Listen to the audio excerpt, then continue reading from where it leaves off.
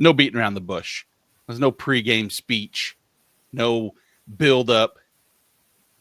F it. Let's go live. You didn't want the inches are all around us. Exactly. That's next week's up speech. That's next. Yeah, it's the championship. But guess what? If there's no good information this week, no one's going to pay attention next week because no one cares about third place or the fourth place game. Yes, some people do. I do. I don't care. I mean, I do care. I'm going to set my lineup and I'm going to try to win.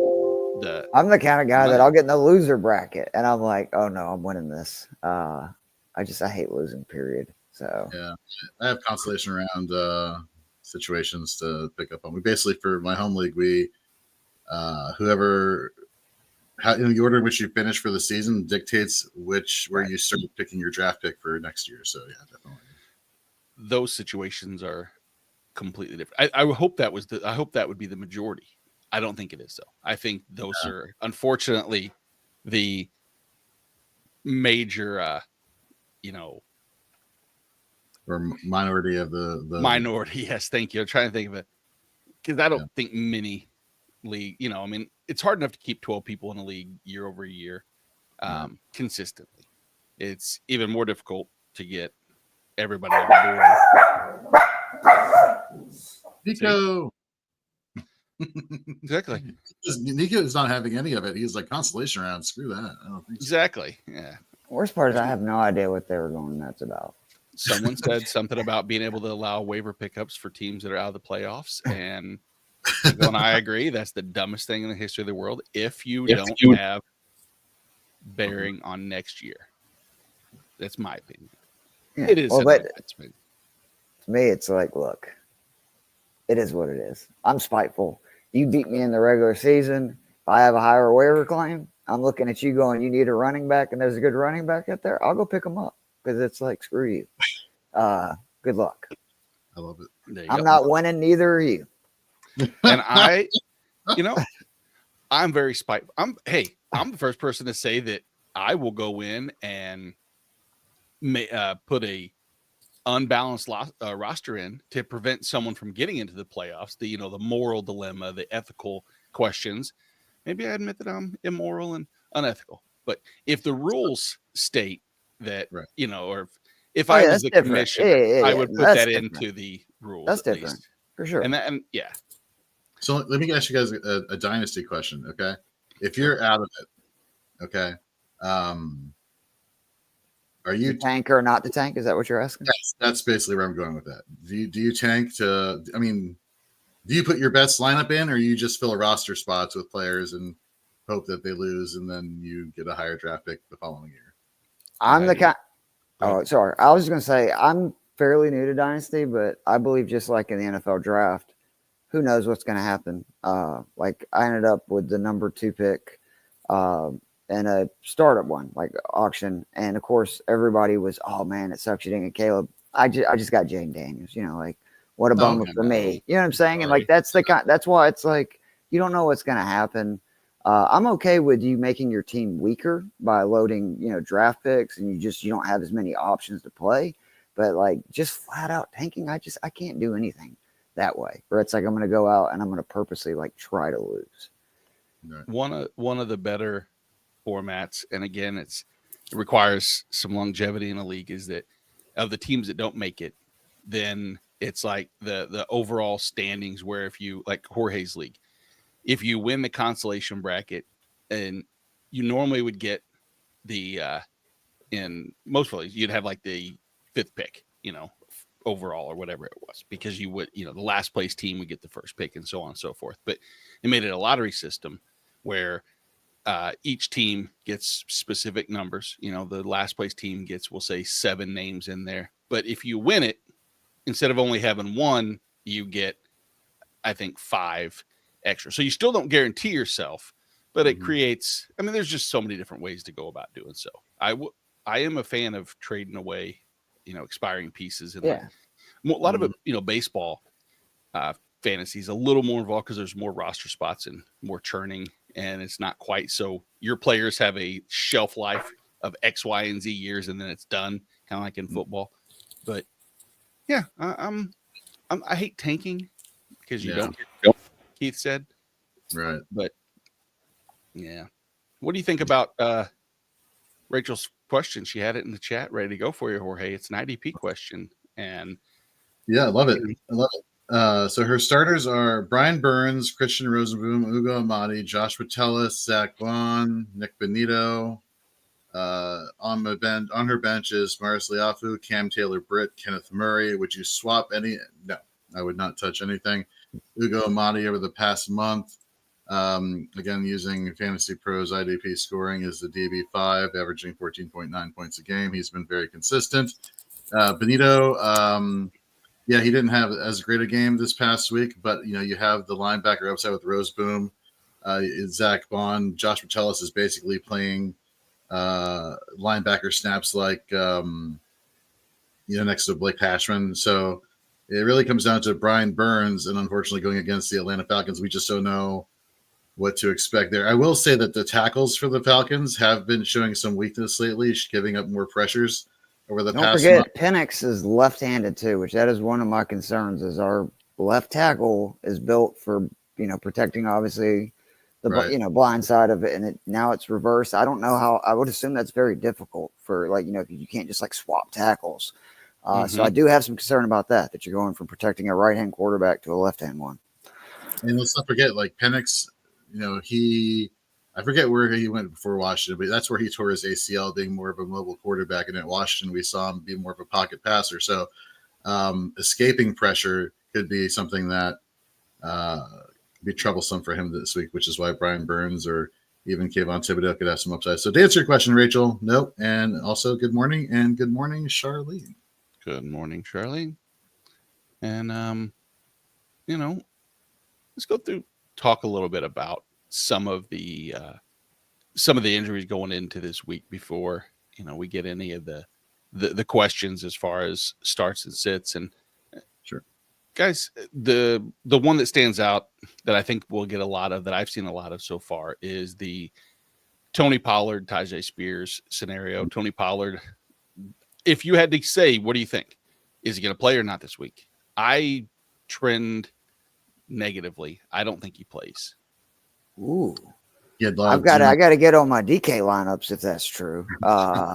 Because I lean the other way, because there's been several games this year, because I've had him in a few leagues where it looks iffy, and then usually he goes out and still ends up playing 70% of the snaps. And that's my concern with Spears, is everybody is so excited off. Look, nobody loves Tyjae Spears. There's so much of me pumping him up on best ball drafts, during our show.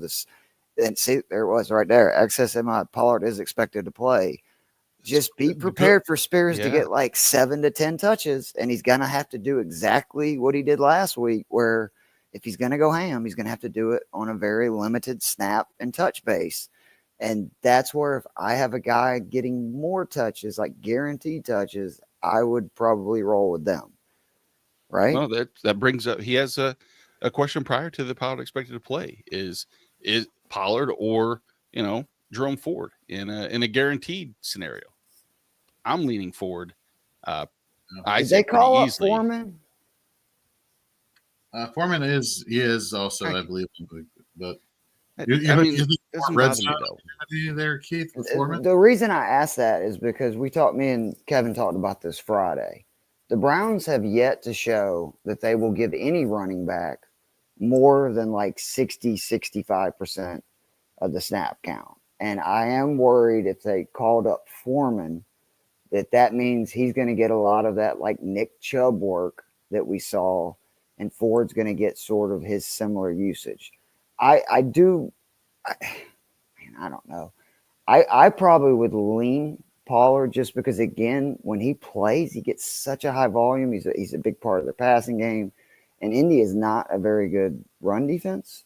But I have no problem with, I do like Jerome Ford this week, especially with his pass catching upside with DTR, where if you look in his starts, he basically just throws to tight ends and running backs. Unfortunately, I think the Jerry Jeudy dream season is over if DTR is starting the rest of the games for the Cleveland Browns. I mean, I think I saw Njoku, he's had 48 targets in the 4 starts. that DTR's had. So, I mean, it's going to be a lot of running back, a lot of, tight end, and Ford could end up having, 6-7 receptions easily. We've seen him do that in games with Nick Chubb. And there is the upside, obviously, that if they end up just letting him take over the backfield, where he could also, do damage on the ground as well. I will say that the Bengals over the past 4 weeks have allowed the 12th fewest fantasy points per game, or fantasy points to the running back position. So you take out the Dallas game with Rico Dowdle last week, I think it was. They've been getting kind of better as the season has gone on, but you hit the nail on the head, I think, from the perspective of the PPR upside and the receptions for Ford, and just getting the ball out of his hands quickly. That's why I'd lean Ford over Pollard, just because you don't know the uncertainty with Pollard. I also think Tennessee's offense is going to be a lot better with Mason Rudolph. Like, no offense to Will Levis, like Calvin Ridley's been getting open. Pollard's been really good this season. The biggest issue with the Tennessee Titans offense has been Will Levis is an extremely inaccurate quarterback, and he misses a lot of throws to keep drives alive, move the chains. And I do think their offense is going to be better. I think that's going to be, a competitive game. But again, to your point, if it's a full point PPR, that's probably more in Ford's side, because I do think Cincinnati is going to put it on Cleveland, and then it's going to be very early, DTR throwing a lot, and that's just going to be basically getting Njoku in their back. So it's really close for me. I mean, to be honest, I'm like I said, I would lean Pollard because I think I know his volume, but I'm totally cool with anybody going forward too. Yeah, and that's the crazy part is I almost feel the opposite. Now, granted, I've been completely wrong thinking that Pollard wasn't going to play. And the first search that I pull for Pollard is 3,000 different people with pretty tight connections all saying he's good to go. And all I'm looking at is practice reports and seeing, multiple DNPs all week long and just erring on the side of why play him. But he's done this a few times again, because I have him on my team. That's the only reason I say, like, I've seen this before from him this season. Right. And then he's ruled to go, and then he gets his normal, 20 carries and 4 catches, and he's just out there a lot. Like, I love it. I wish they would play Tajay Spears. I think Spears is a freak, but he's obviously, for whatever reason, they prefer Tony, Pollard. And maybe last week is the week where they change it and they, make it a little bit more of a split backfield. But so far this season, that has not happened in any game that they've played, together. We got Mr. Scampers here in the chat. Good morning, boys and girls, dogs and cats and others. Good morning to you. Moneybags over here on YouTube. Ooh, this is a great question. I know. I hate it. Yeah. I'm a Commanders fan, and I'd say Rodgers, and the only reason is because you look at what happened with Philadelphia when they played last time, and it wasn't until like the 2-minute drill where it was basically Jaden Daniels to Zach Ertz every single play to finally get him in the end zone when the game was already well in hand by Philly. Their second wide receiver, Noah Brown, is injured. He's out for a few weeks, if not the rest of the regular season. They've been very one-dimensional. With basically it's Rodgers, it's Terry McLaurin and Jaden Daniels or bust. I will say, and even Brian Robinson, the running game, the last time they played, he was only averaging 3.9 yards per carry.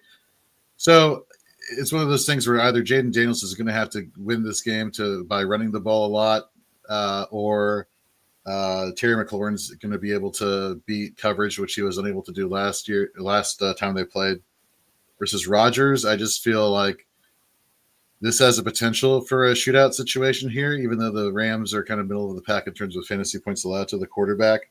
That being the case, I feel like there's more opportunity here for Rodgers, just because Adams, I want to say, since week 12 has been the wide receiver one in fantasy points per game and total fantasy points and touchdowns or whatnot. So I'm liking Rodgers' matchup better here than Daniels. I like the matchup better. I like the implications better, but I have a hard time ever pivoting away from Daniels, regardless of how the last game went. If I'm not mistaken, he had that rib injury during that game. And that doesn't mean everything, because still at the end of the day, Terry McLaurin couldn't beat Quinyon Mitchell. And it was pretty one-sided.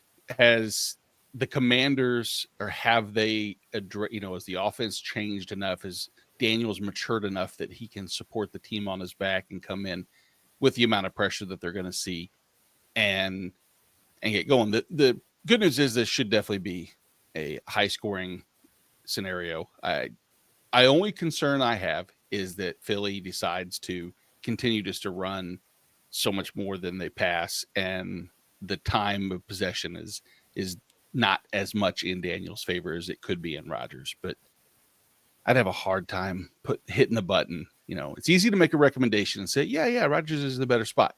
It's much more difficult to actually hit the button when you have to make that decision to do so. Let me be the voice of reason here. If you're starting Aaron Rodgers over Jaden Daniels, good luck. Like, I'm sorry. I know he's got the better man. Can Aaron Rodgers on any play get you 11 points? Because Jaden Daniels on any play could have a 50-yard run for a touchdown. I'm always going rushing upside.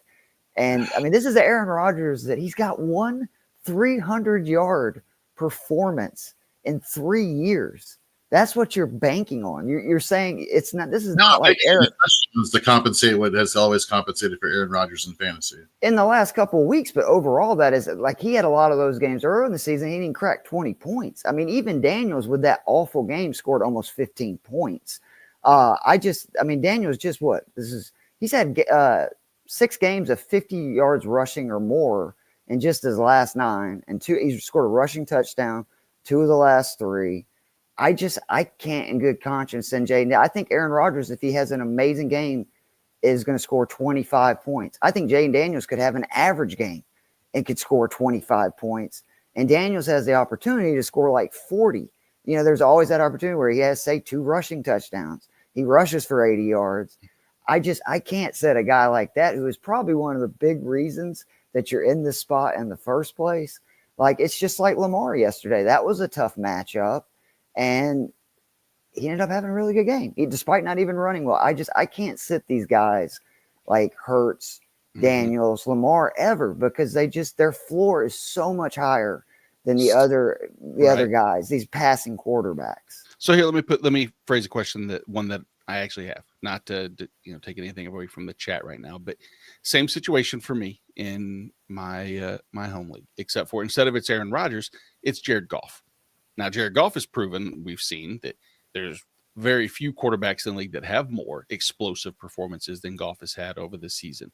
That being said, I'm starting Daniels over Goff just simply because of the matchup, because I don't like this Chicago matchup. And if it was indoors, maybe, right, you would consider it a little bit more. But to me, outdoors in Chicago, that's a team that actually it's easier to run on than it's throw on. Like, I'm not saying in a vacuum, you know what I mean? That it's always that, but 9 times out of 10, like that class of like Daniels has joined to me, Hurts and Lamar, that it's just like, I can't sit them. Like they're too consistently going to get you 20 points week in and week out. They have the potential to get 40, and even their bad games typically are going to be 14 to 16 points because of the rushing upside.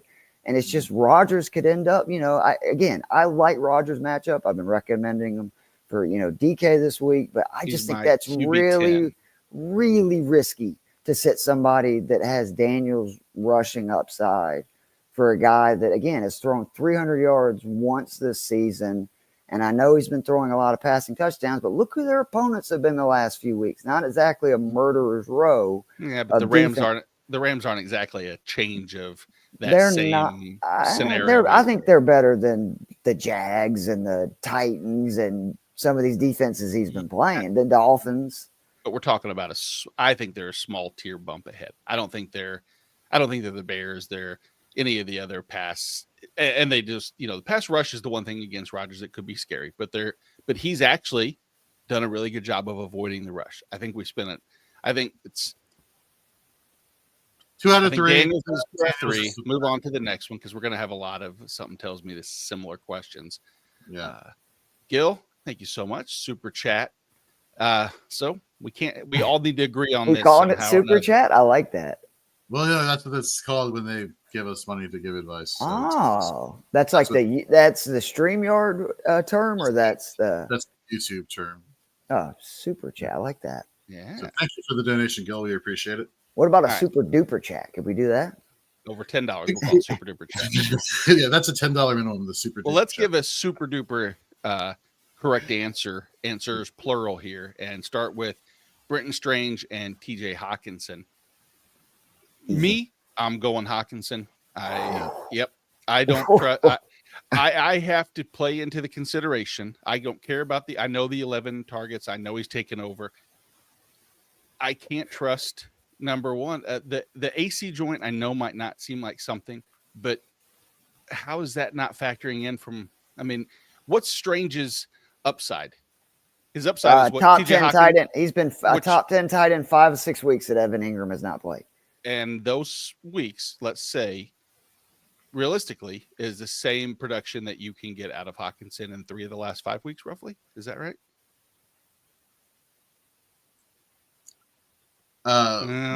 For 2 of the last. He's had the off week. You know how much Mac Jones throws to tight ends this season? A ton. 31% of the time. And we saw, like, again, I know last week y'all were all kind of looking at me because I kept just talking about Brenton Strange. Who do the Jags have to throw to other than BTJ? And we saw when you got 31% of that's been Jones's target rate. First game without Evan Ingram and, a couple of months, he gets 12 targets. I think his floor is at least 8 targets and like 5 receptions. Hawkinson could get there, but I also, the Chicago offense does not look great, and it could be a game where Minnesota's up, and obviously they need to keep winning, and I just don't see them throwing a ton. And obviously I think more passes are going to go to Jefferson. That's, he's the third option in that offense. Mm-hmm. Where Strange right now behind BTJ is their number 2. And I also think that, this is a dream matchup. Like, both of these defenses stink. I think both of these offenses are going to move the ball. And I love this game. And I'm on the same side on the other side where I would go Myers over McLaurin because of volume and matchup. Like, where I think Strange and Myers are going to get absolutely peppered with targets this week, to where Hawkinson and McLaurin, yes, they are the bigger names and they've had, better overall players, but they have much, to me, tougher matchups, and they're not going to get the amount of total opportunities. And for me, normally in these situations, I'm looking for like opportunities and, what is the guy's ceiling? And I think that, in this situation, Myers and Strange can have higher days, and their floor might even be higher this week than, say McLaurin and Hawkinson. I will say this, the entire season, going back to the entire season, it literally is Brian Thomas and then Brenton Strange in total targets. And that was with Evan Ingram still playing. So you look at the receiving yards, they're fairly comparable.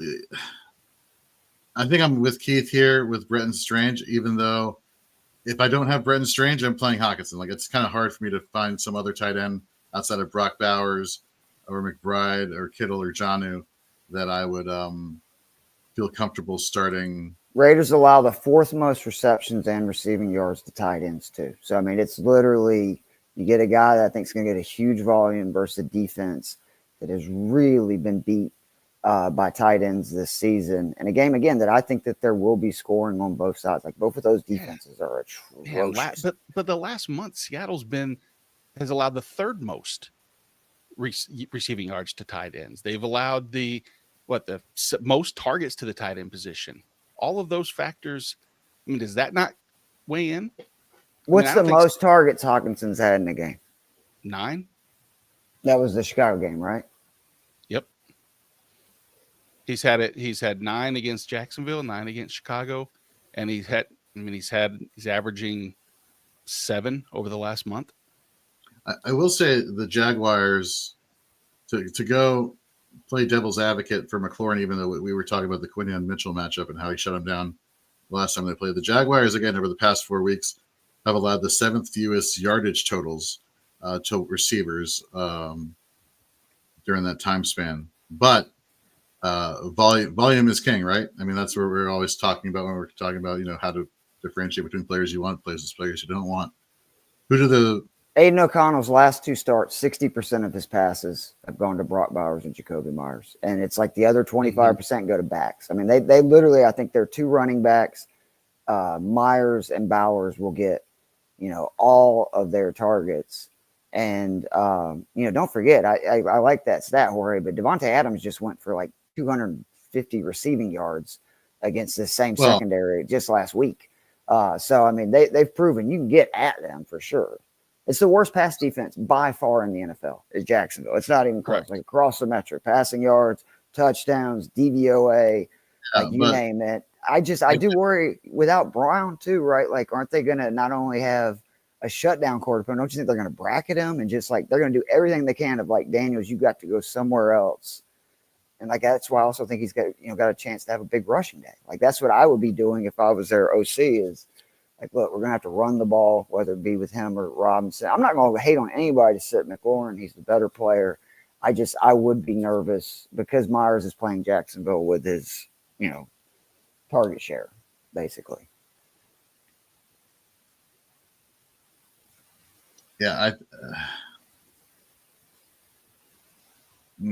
definitely strange. I think is that a consensus? Or are you going Hawkinson? No, he's made a good case for Hawkinson to where like I understand. I still think it's again strange. As long as we don't hear that he's going to be limited or anything, like obviously those kind of words, I would be nervous. But if he's going to play, I feel really confident. Like I said, he's going to get at least 8 targets, should catch at least 5 passes. I mean, he's caught a touchdown. I think it's in 4 of the 6 games that.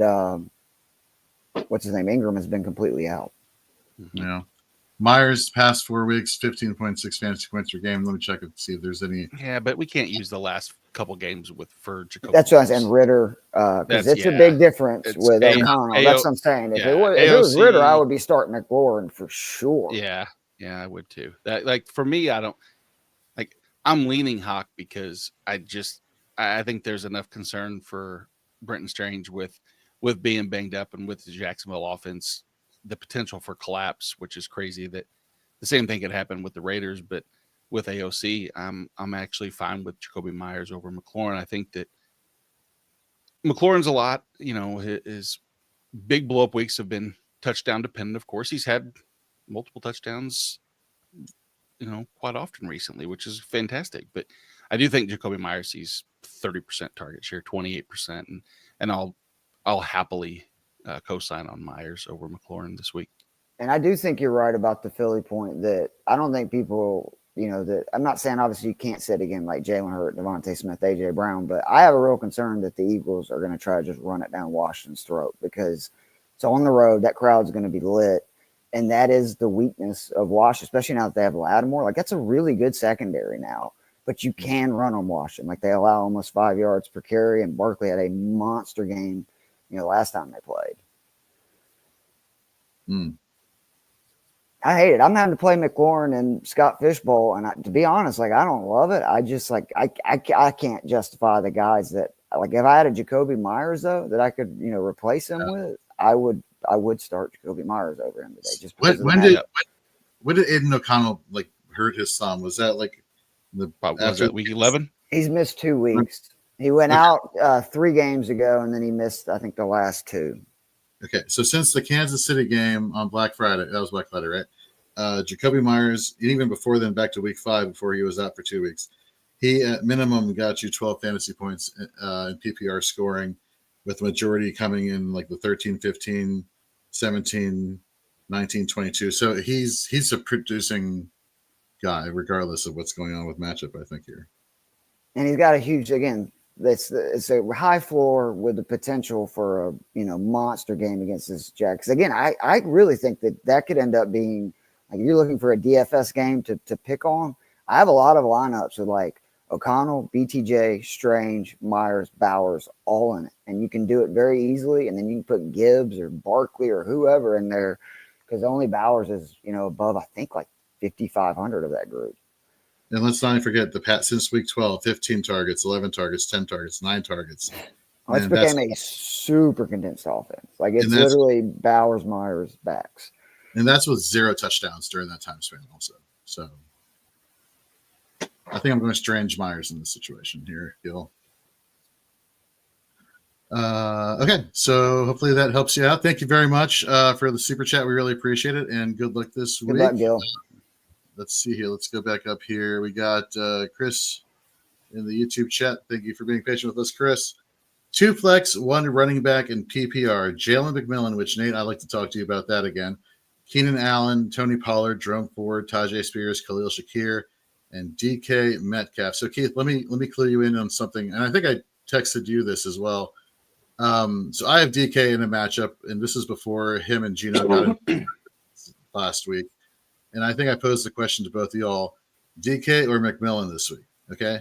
Now that we know that Gino and DK have been cleared healthy, they are full participants in practice. But now that we also know that Cade Otton is out for this game for Tampa Bay, does that you both were like DK no matter what?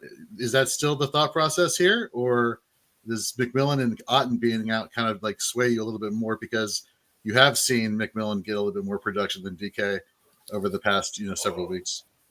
Well, 2 weeks for McMillan, but poor production for DK the past several weeks. Nate, I'll piggyback. Let me hear your thoughts first.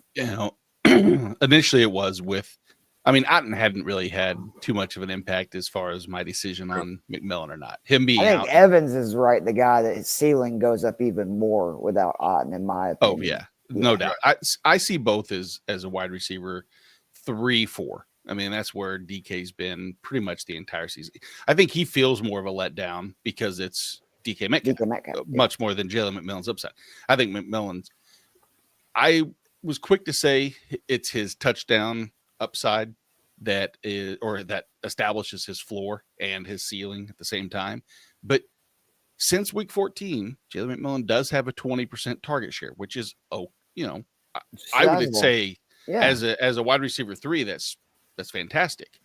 And Dallas isn't exactly a huge advantage or a deficit. They're kind of middle of the pack when it comes to that. I don't think Otton being out moves the needle enough for me to choose that over DK. Minnesota just exploitable on the outside. They've been that way all year. Bottom 5 versus wide receiver 1s, wide receiver 2s, wide receiver 3s. And that was why I said the Metcalf part of that question earlier this week. Yeah, it's just. Well, Keenan Allen is a definite, right? Like in a full point PPR, I can't sit Keenan Allen, or at least I don't think he can, versus the Detroit team with 16 people that have now been placed on IR defensively and score points at will. So, to me, let's do this. A lot, right? Let's go with the running back, since he has to have one running back in this scenario. Is it so the same question we've had before between Pollard and Ford, and then you throw in Spears, where for me, if it's gonna you could choose Pollard.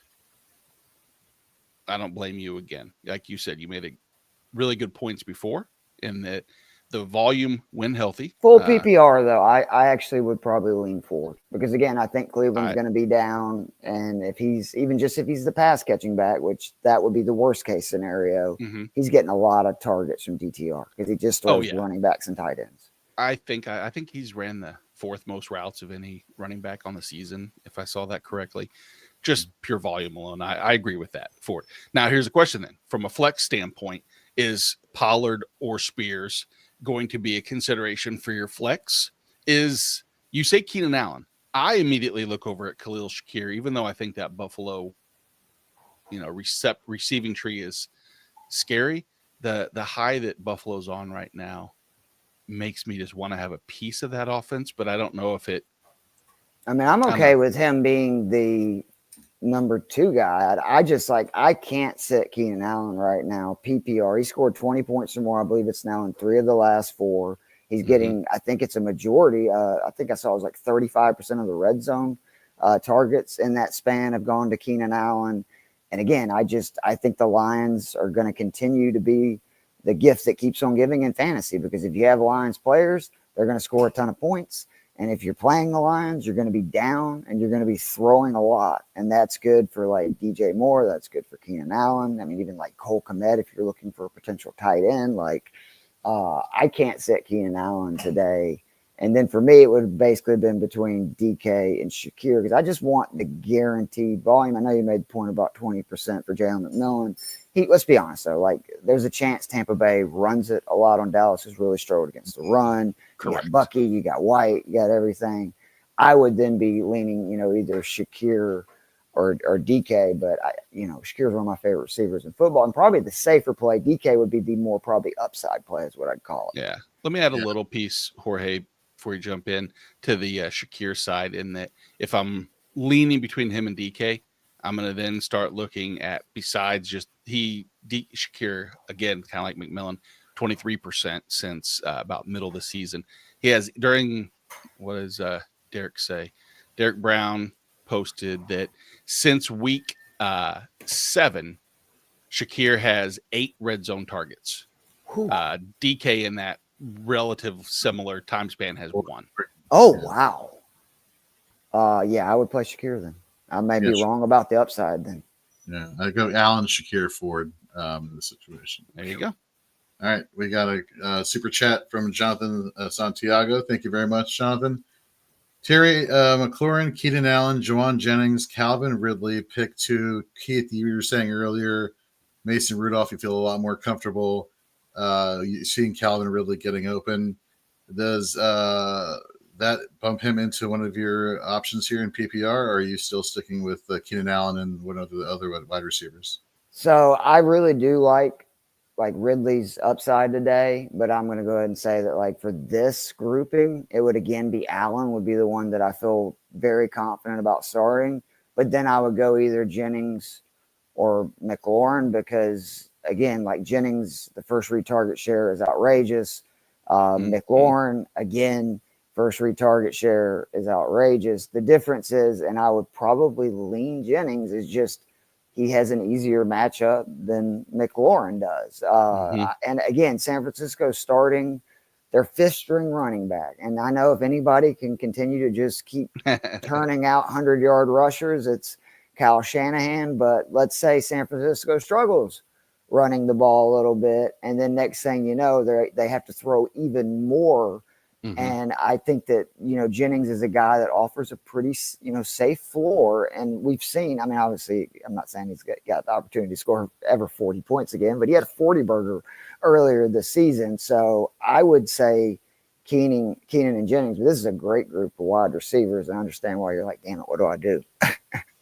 Yeah, I definitely, everything says to, look at some, like you said, Keenan Allen, and then pivot straight over to someone like Terry McLaurin or Calvin Ridley, just on name basis alone, more McLaurin than Ridley. But Juwan Jennings, I worried, on process thinking, oh, well, the target percent, the target volume, red zone target volume, 9, 8, 5, 7, 11, 11 over the last, month and almost 2 months worth of action. It's just there's an established for it. Now, granted, has he done a lot with some of those as of recently? Like last week, no, 9 targets, 2 receptions. And maybe that's the thing. Recency concern or recency bias might scare some people. The 2 real bad games, though, in fairness, were a water ball, like rain ball and a snow game. Exactly. That was his 2 terrible games. And I'm just not that concerned. In Miami, the Dolphins, you hope, offensively can establish some momentum, which would be really nice to see. If they work at a slow pace, I will say Miami's been really slow. Crazy. As of I saw late. that. Yeah. I don't like that, but I think that I'm going to go Juwan Jennings and Keenan Allen. I think they're going to throw more though, because there was I think it was because somebody was telling me the stat that A-Chain ended up lining up as a receiver last week, 47% of the snaps after Jalen Waddle went out. And so that, to me, tends to, lean towards they're going to throw a lot more using A-Chain as a pass catcher, Washington without Waddle, and that's only going to lengthen the game. Hopefully mean they score more points and give more. So, Jorge, you kind of there too, or where are you in? I think we're all in agreement. Keenan Allen and Juwan Jennings is the play to go there. Good luck, Jonathan. You can tell why he's still in the playoffs, so that is an unbelievable receiving core. Yeah. Jonathan says, Merry Christmas to us. Merry Christmas back to you. All right. We have a ton of questions. Thank you very much for everybody who's being patient with us. We'll get to you right now. Let's start now back up. Let's start with Summer. Morning, Summer. Got to choose one between Jordan Brooks Dunn, McFadden, Fred Warner, Splain, or Josie Jewell. Thanks. Bonus for 10 tackles. It's Jordan Brooks for me. His tackle volume has just been, and his tackle rate have just been super consistent. over the past few weeks for a long period of time. So for me, it's Jordan Brooks. Michael McFadden, yes, is going to get the volume because Bobby Okereke is out and IR, done for the season. Fred Warner, I'm curious as to what Dre Greenlaw being back is going to do for Warner. I know Dre Greenlaw had played limited snaps last week, but what will that mean for him this week? Robert Splain and Josie Jewell, great options. I mean, I'm not saying that these are horrible options here, but for me, Jordan Brooks is the one that just stands out the most as far as definitely would help you get closer to that 10 tackle bonus. Nate, what are your thoughts? Warner's playing with a fractured ankle, by the way. I just like to add, what a freaking beast of a human being he is. No, Brooks is fine. Yeah, that's the answer. The way I would lean as well. Okay. Got a question from Ryan. Good morning. Good morning to you. Love the shirt, Keith. It's a hoodie too, bro. What that? That way he can cover his eyes when they're down 30. You need that. No, that's fair. I mean, that's the kind of stuff you got to think about. Hey, look, take all the shots you can. When we win the national championship a few weeks with the Dogs, I won't care about the Falcons for a year anyway. So, love it. Let me see here. There we go. Production quality. Start Goff or instead pick up Purdy, Darnold, or Stafford. I mean, I would pick up Darnold. I mean, he's kind of been the most clutch quarterback all season long versus Goff this week, to be honest with you. What about Stafford? I kind of feel like the Rams are going to have a big bounce back week. Cooper Kupp getting a donut. The Jets have been allowing some passing yards as of late. Even, a lot of people made such a big deal about Sauce being on. I guess it was like 2 weeks ago or whatever, or was it last week? But he hasn't been the same guy that, he was the first year. But I don't know. Even again, I would be a little worried, but I think I would still probably end up starting Goff because he's just been so good. And his ceiling games have been higher than any of those guys in that list. And do you have his point to what's his worst game this year? I mean, he had a game. I know the 3-pick game, he even had like 15 points, didn't he, or something? Let me pull it up right now. For Goff? Yeah. Yeah, his worst finish is the QB 25. He's done their 27. That was at Green Bay. Again, so on the road. And that was a rainy game. Yeah. Rainy game, 145 and a touchdown. I mean, the games on the road, which we know have been limited. The outside games is only the one game so far. And that's only at Green Bay. Everything else has been a dome. And so it's really hard to gauge and say, hey, this outside. But unfortunately for the Goff managers like myself, history. Yeah. The final 2 games, both are outside. And in Chicago and at San Francisco. And man, I've made the wrong move every time this year when I've went against Goff, and it's not like it was a bad pivot. A lot of times it's been Jaden Daniels. That's been my stack quarterbacks for the majority of the teams that are still alive.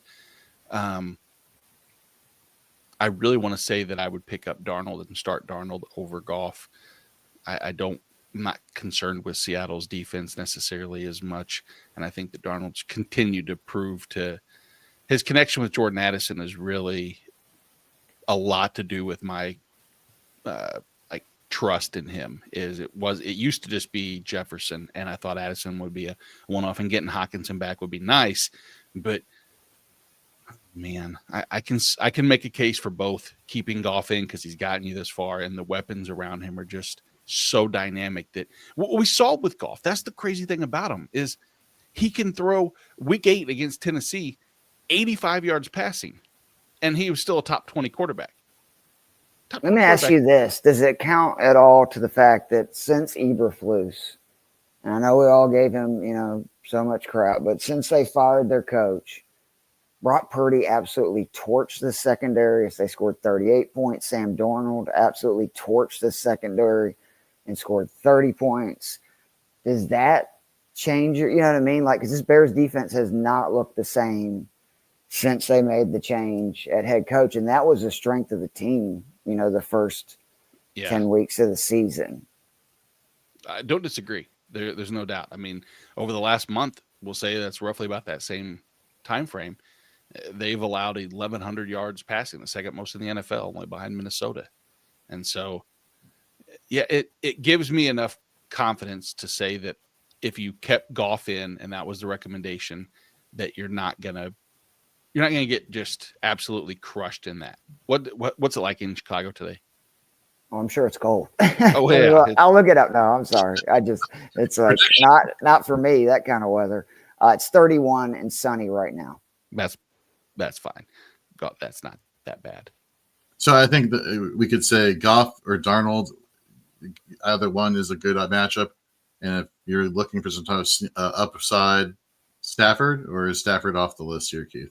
No, I mean, I again, it's you trust your gut. Like, I mean, but I do think that Stafford is not what I do think, though, it's Goff, Darnold, and then Stafford's a little further below. I just think that there's a possibility that Jets-Rams game, like, again, now if you're looking at like point totals, I think the Chicago-Detroit's probably the highest one of these quarterbacks. And then I would probably rank that Rams, matchup versus the Jets as the second one. I can't argue with what Darnold's been doing. He's going to get paid too, rightfully so, this offseason. Mm-hmm. He also says, by the way, Keith, you saved me big time in week 14. Huge thanks. Hearing that. Thank you. Exactly. So Charlene, currently have Hunter Henry and Kendra Miller in my flex. Would you drop Elijah Moore for Coker? Would you start him over those two? So no Xavier Legette again this week. Mm-hmm. He is out. Have they said yet on Coker if he's definitely playing? Because I know he was questionable with a quad injury middle of the week. Because I do really like Coker. I will say, Charlene, that if he does play, I do like that even over Hunter Henry. I wrote this, I believe, I think it was in the Fantasy Frames article this week, that he's had only 3 games with 6 targets and playing 69% of the snaps, one of them being last week. I think that would happen again this week. And in those 3 games, he's got 11 receptions, 229 yards, 2 touchdowns, averaging 16.3 points per game. And I think that Carolina is going to obviously need to score some points because it is James Conner season, ladies and gentlemen. Mm-hmm. I think he is going to run wild, putting Carolina down. And then that's very good if you have Adam Thielen, if you have Jalen Coker, I mean, even Chuba, because he's going to, again, be playing all snaps and be catching passes. I do like Coker over those 2 guys. I do. I like him over Hunter Henry. I want to hate Kendra Miller. I don't love anything or surrounding him, but if you only have to choose one of the 2. I'm sorry. I was thinking she meant Booty, right? And isn't his first name Kendra Booty? The guy for the Pat? Oh, Kayshawn. Oh, well, I just completely flipped it. I'm sorry. Kendra flew me off. I did not realize you meant the Saints running back. Yeah, I can't sit him with the volume he's going to get. That sucks. It might be shit volume, but 7 targets, I think, is probably a pretty safe floor for him in this match. Well, I was going to say, think about like just the receptions that Alvin Kamara gets on a weekly basis, and he is going to, move into that role. Plus, has the opportunity for rushing touchdowns. Like I do like Coker, but I can't drop him for Kendra. I'm not playing for Kendra Miller. Sorry about that, Charlene. I got confused. I had a brain fart. All right, we're here for you. And Keith and I'll agree with you that James Conner, he's my RB2 on the week, just behind Jahmyr Gibbs. 2 years in a row, it looks like he's going to end up being the back that wins a lot of people championships. And last year he did it versus a brutal schedule. This year he has a very easy schedule. I know. Yeah. Hey, Jelly of the Month. Good morning. Right there with you. RB3 from me. Let's see here. Jelly of the Month here on YouTube. DST question: Atlanta versus the Giants or Minnesota versus Seattle? Keith? I can't in good conscience recommend the Falcons. I know that we've been getting more sacks lately, but remember that was Desmond Ridder. That was our highest sack game of the year. There's a reason I watched Desmond Ridder in Atlanta. He holds on to the ball. That's what he does. I can't sit Minnesota. I know Seattle's a much better offense than the Giants, led by Locke, but they consistently get sacks. I believe in Brian Flores. They're one of the most opportunistic defenses in the NFL, and Geno is banged up. And this is a big game for Minnesota. I can't sit them. Like, yeah, Atlanta probably has the higher ceiling, but it's the playoffs. Defenses are so random anyway. I want the floor. I want to make sure that I'm not getting a negative point total. And trust me, I could see a world where Malik Neighbors has 17 receptions today for 200 yards. I'm not kidding you, because the Falcons, we can't consistently get pressure. So I would go Minnesota. Yep, same here. I will say on traditional scoring over the past month, the Falcons are number 6 in terms of fantasy points, in terms of DST. So that is you nailed it, Keith, for the increased sack total. But I think I'm with you guys with Minnesota. Let's bring up the thank you jelly of the month. We got Ryan in the chat. Packers or Falcons defense? Any bad weather games today? Freezing on the East Coast this weekend.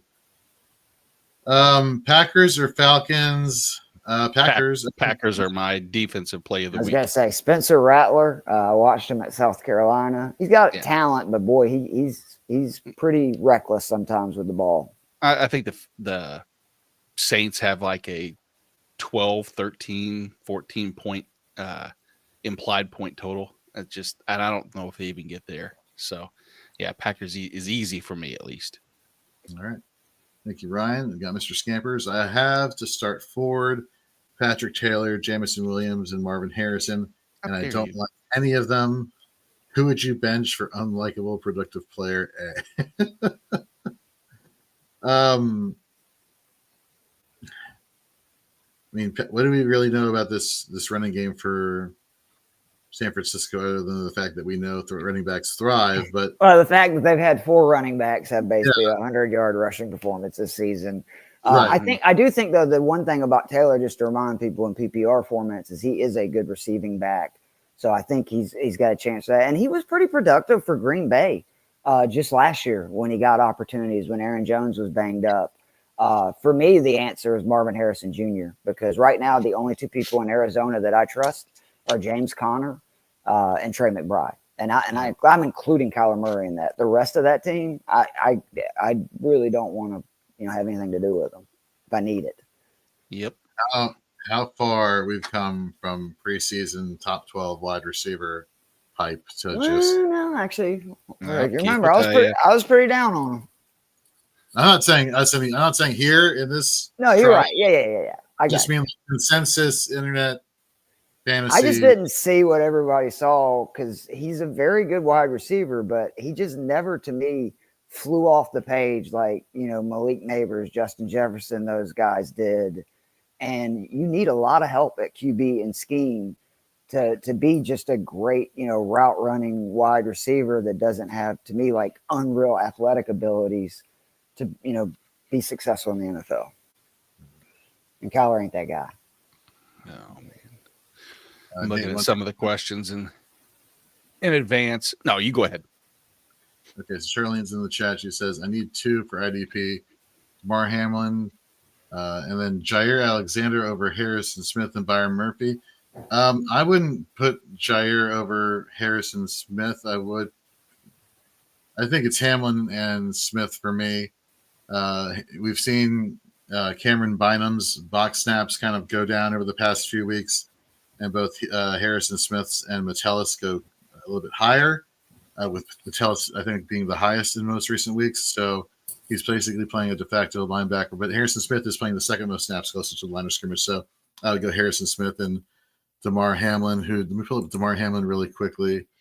DB 36, 11 solos to 6 assisted tackles over the past couple of weeks. For Fantasy Pros IDP scoring, for what it's worth, 10.5 points. So if he's around there for you, I would I feel comfortable with that. There was one above the 305 Cubes had a question that I look at, and it makes me, it's such a challenge because Jonathan Taylor, it's got to start 2 of these, Drake London and Breece Hall. And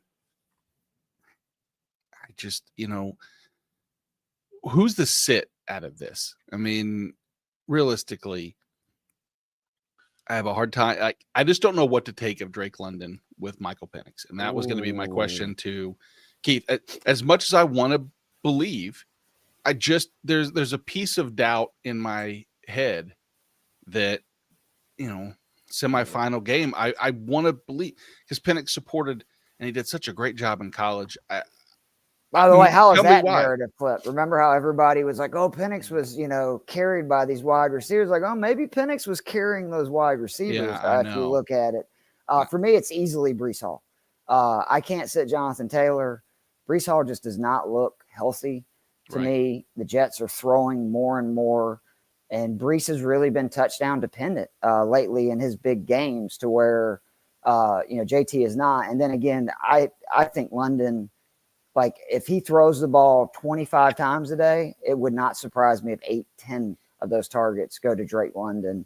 The X receiver in this offense is the centerpiece. The reason the Falcons have had issues to do it is they have not been able to run the offense they wanted to all season because their quarterback could not move. They couldn't do rollouts. They couldn't do play action. They couldn't do all the things that they wanted to do.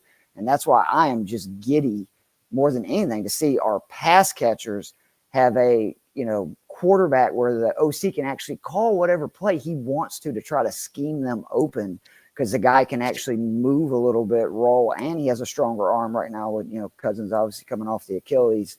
I love London Day. He's one of my favorite wide receivers on DraftKings. I think he has at least 6 catches. And just remember, he was somebody that led the league, I believe it was, in deep balls last year. And that has not happened because Cousins can't throw it down the field. Penix can. I think they take some shots today on the Giants down the field too. I agree. Brees Hall should be the one that you set out to. I think Jonathan Taylor also, just as purely as a narrative, will actually want Can to we hold throw on. him the damn ball though in PPR? I have him in PPR leagues. It's like, God, it drives me crazy. Why? I mean, he can catch passes. Just throw it to him. Can you also hold on to the ball while you're crossing the goal line? That was dumb. Yeah, I'm not over that. William Spain in the chat with the super chat. Thank you very much, William. PPR, McLaurin, Jacoby Myers. We talked about this a few questions ago. Jacoby Myers seems to be the consensus here because of the target volume and the difficult matchup that McLaurin faces with Quinyon Mitchell. So unless that's and changed. how easy, again, I just want to reiterate this because if you're just hearing we're going Jacoby Myers over McLaurin, their volume has been almost identical, like over the last month. You made the great case about like his floor game. I think at PPR was at least 14 points. But the big thing is the Jags dead last in DVOA defense, dead last in passing yards allowed, dead last in passing touchdowns allowed. I mean, they get killed by wide receivers. It's a great match for Jacoby. I think there's going to be points scored, to where with McLaurin, it's just really risky against a very good Philly secondary, and in a game that I think both teams are going to have to run the ball and try to control the clock. Thank you very much, Will. Thank you very much for the question. And joining us now all the way from the United Kingdom is Jonathan Klanowski. Jonathan, long time, man. How are you? Yeah, it's been too long. Yeah, nice to be back. Yeah, all good here. How are you guys? Good, buddy. I'm a Falcons fan. It's not great, Jonathan. I mean, let's be honest. But today is actually a pretty happy day. So we'll see how I feel in a few hours. Well, Jonathan, let's have you take this question here to start us off here. PPR 1 point tight end premium needs a flex. Patrick Taylor, Ferguson, Blake Corum, McLeod, Yoshivas, or Tim Patrick?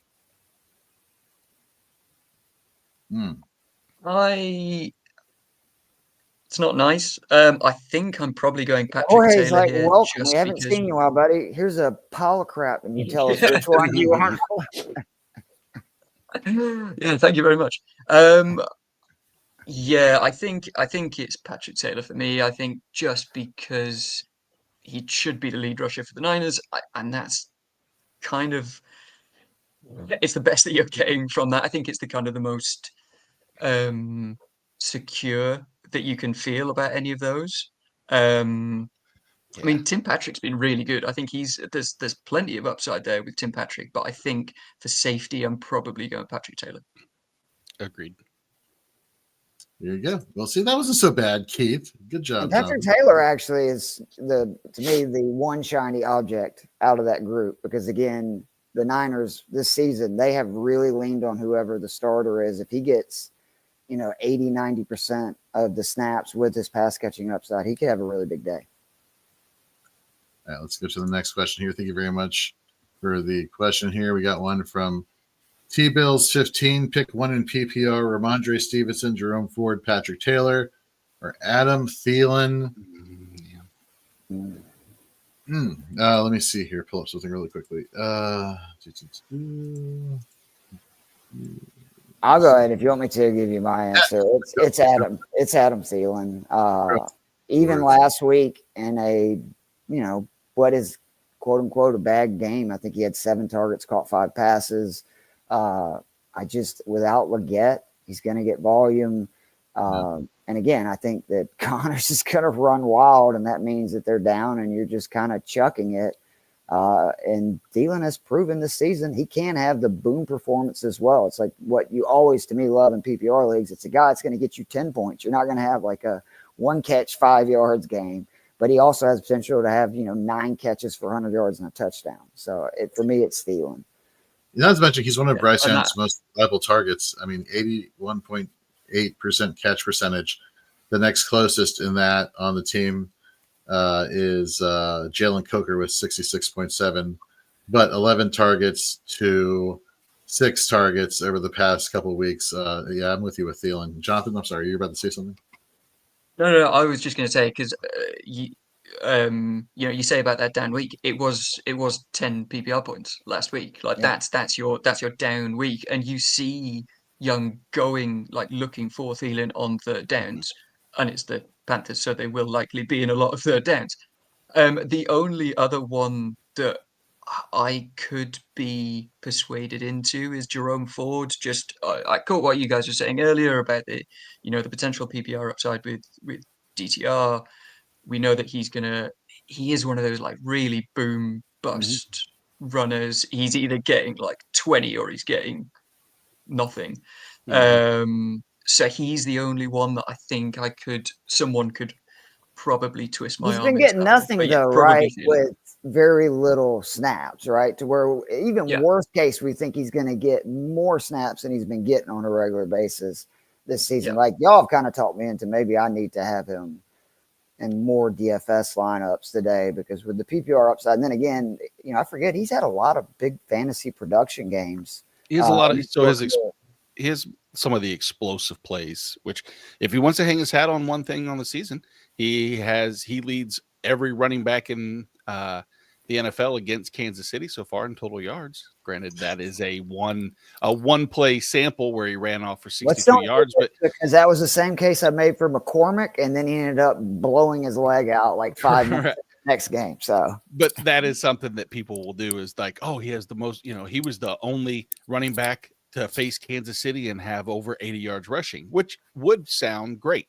if it wasn't for a 62-yard scamper. But that also, exemplifies his explosive potential, and the matchup, is not quite the Kansas City defense, but at the same time, I think it's going to be that what we said earlier, 7 targets, I think is kind of a safe, I hate to say it's a safe floor for anybody at the running back position, but in this particular instance, Jerome Ford could very easily have really close to Adam Thielen target production, just maybe not, obviously not the yardage, and the touchdowns might be more difficult to come by with that offense. But is it just Njoku and Ford that you feel comfortable in Cleveland starting today? I mean, or do you kind of like have to start Judy? I don't even feel comfortable.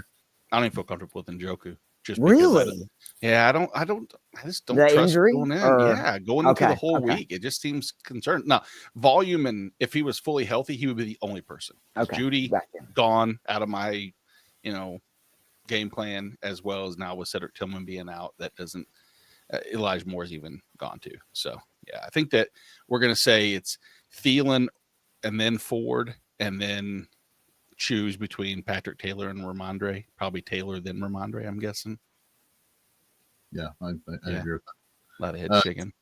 Yep. He also has another question here. Pick 1 wide receiver and 2 flex, also in PPR.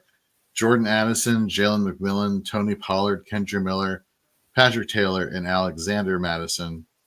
So it's Addison as the one wide receiver, 2 flex. Yeah, I agree. I don't think I can sit Addison right now. I've slept on him for too long until last week, and then I realized, wow, he's consistently catching like 6 passes and getting 8 targets. I think that, again, I know some people are more down than others, but knowing Tony Pollard's going to play, Colts defense, his workload, the target rate, the route, like everything. Like he's just so involved in Tennessee, and I do think Rudolph is going to give that offense a bump to where like Pollard would probably be the next definite start for me. And then it comes into the question: are you looking for a boom play? Or are you looking for a high floor? Because if you're looking for a high floor, Miller or Madison are in a lot of ways mirror images. The difference being Madison also has Abdullah to deal with, so I probably would have Miller over him for that. But Taylor has the potential, like I said, it's a pass catching back plus the lead running back for the Niners to where he could have, a huge game where I don't know if Kendra Miller or Alex Madison were going to score like 20, 25 points. I could see a world where, Taylor and Niners get up and they just start running it. So I would probably lean Pollard, Taylor, but if you're just looking for like the safe play as one of those flexes, I would go Miller. Does everybody agree with that? Or Unfortunately, Yeah, I think so. okay. Thank you very much. T-Bills15. You got Dylan. What's up, Dylan? Welcome back. Playoffs, baby. Woo! All PPR. 3 different leagues. 3 questions. Okay. Lost AK and Garendo. Who's AK? Why am I'm Alvin talking Kamara.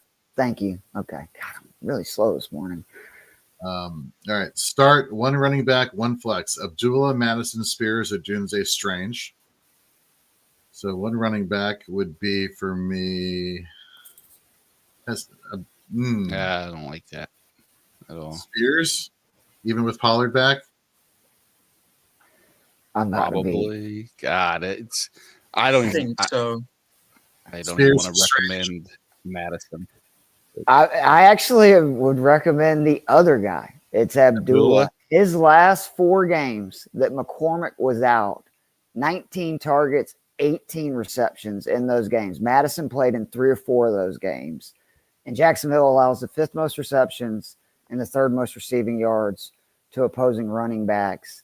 He, to me, is the safest play out of all those running backs. Spears is the one that if you're looking for, potential to have a huge game, but to me in this kind of range, I'm just looking like where can I get 5 to 10 points? And I think Abdullah will definitely get that in a full point PPR. Yeah. I don't like it. Oh, I don't like it, but I mean, that's the question, right? I know. Well, what do you like here in terms of at least the flex question? I mean, let's go to that. So I might have been, I was never anti Brenton Strange. I still think Hawkinson just a small tick above, but compared to Odunze or the other aforementioned running backs, I think Brenton Strange has the safest floor. He might even have damn near the ceiling that Rome Odunze can even have. I mean, I know that you look at some of the deep shots that he's taken and you think of that potential upside, but I think it's Strange. And if given the stats in full point PPR with Abdullah seeing that much target, I know that probably some of that was it how many of those games were with AOC? Madison played through. Oh, was with the AOC? I don't know that. And I don't know if that really has that much of a bearing. I'm sure it might. And I just feel like that's a good breaking down. That's actually one thing I did not look at. Why you do that? Just we can rattle off the rest of those. So as far as the 1 tight end between Hunter Henry and Strange, I'm Keith, Strange. Again, 30% target go to tight ends for Mac Jones. Strange is basically the number 2 target in this offense on BTJ. I like Henry, but I would go Strange for sure.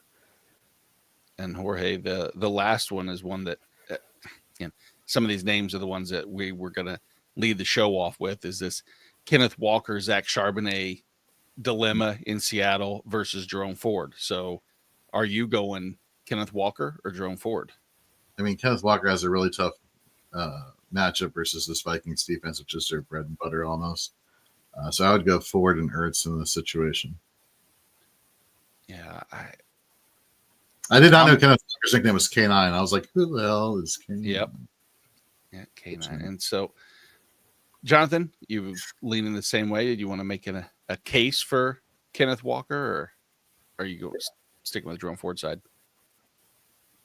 I was actually going to say Chigakonkwo, I think I'd possibly lean Okonkwo there. I mean, you saw like his targets. Like I think he had double-digit targets last week, so I think there's plenty of upside there for Okonkwo.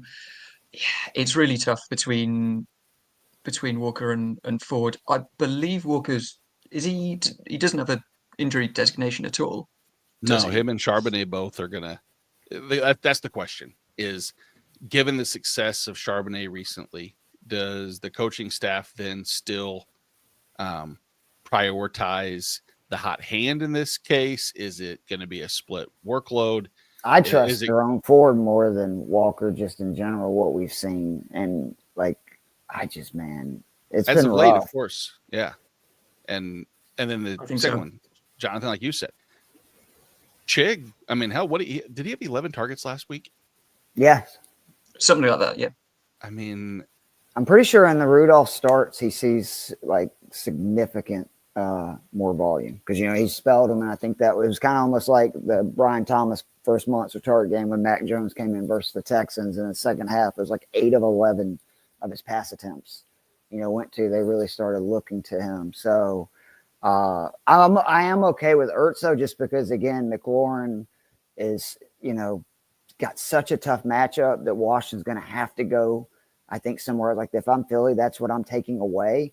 I think that gives a lot of potential for like the McNichols, the Brian Robinsons, the Ertzes of that offense to just get a lot of, not pretty stats, but like, say 6-7 catches for 35, 40 yards. And in a PPR, that's, sometimes be the difference. But I'm okay with Chig too. So yeah, I think I lean Chig, but of course, when you want to make a case for or against, and you run across a stat like this, where over the last month the Eagles have allowed the most touchdowns to the tight end position, you go, oh, maybe just.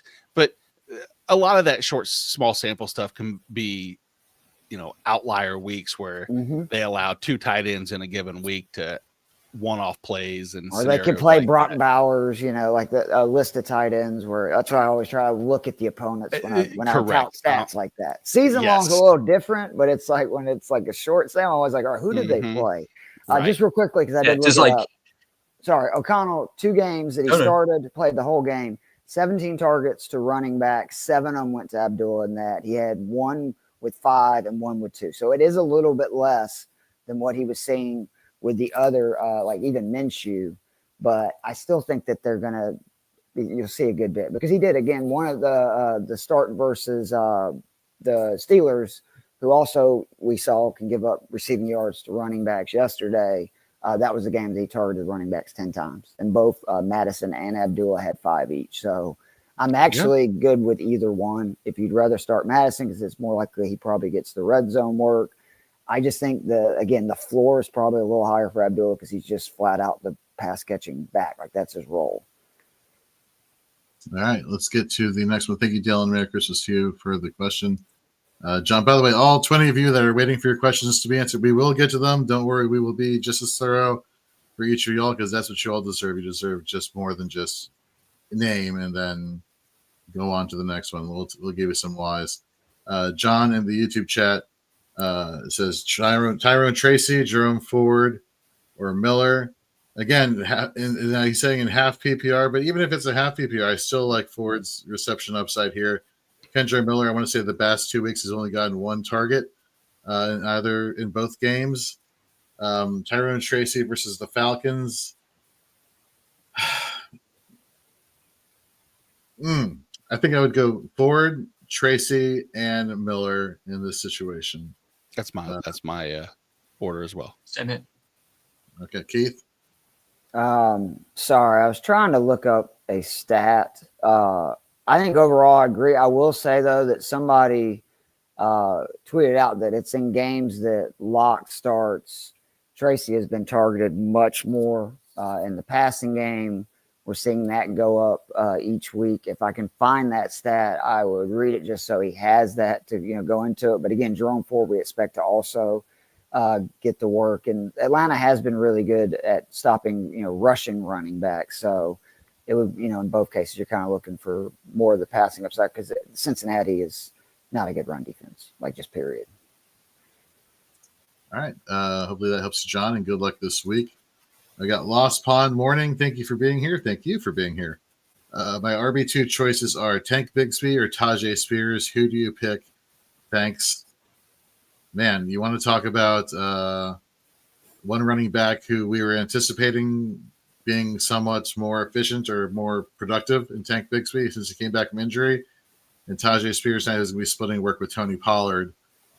We're anticipating this to be a situation. Are we anticipating for this to be like a mid to high scoring game here with Las Vegas just kind of hucking and chucking it all over the place and ever forcing Jacksonville to kind of play catch up, or is this going to be an ugly game? My DFS lineups are really hoping that, because that would struggle. And also just for how high I am on all those guys. To be honest, I would rather go with Tajay. I just can't trust Jacksonville at all. Like, their running backs, you don't ever know what you're going to get. And at least we saw last week, Tajay Spears is healthy and running well, and it's a good matchup versus Indy, to where with Bigsby, like, it wouldn't surprise me if he has 25 carries. It wouldn't surprise me if he has 5, touches. Every time I try to get a feeling on this Jacksonville backfield, it's always wrong. And I don't like that ETN was the featured back last week, not only in the passing game, but also in the run games. He had more carries than Bigsby as well. All right. Nate, you're agreeing with Tajay here or no? Mm-hmm. Yep. Okay. He also has another question. He says, all right, same question, but now he's throwing in Kenneth Walker into this such scenario. Does that change any of your all's opinions here? I might lean Walker over both. Yeah, Spears. Yeah, even if he loses ground, he's been involved in the passing game like a lot this year. I would rather play Walker, and if he ends up getting his normal share of the work, even with the way Charbonnet's played, or maybe he was just nicked up and the time off got him healthy, and he looks like, because earlier this year I thought maybe the running back still of the draft, like where he went. I would probably go Walker because we don't know really about Bigsby or Spears. You're really kind of guessing what their work share. I'd be shocked if Walker's not at least out there for 40-50% of the running back snaps. Yeah, I would too. There we go. I think you lost Pond. We got Terrell T. Am I crazy for thinking Thielen over London? No, you're not. We're seeing the target volume go.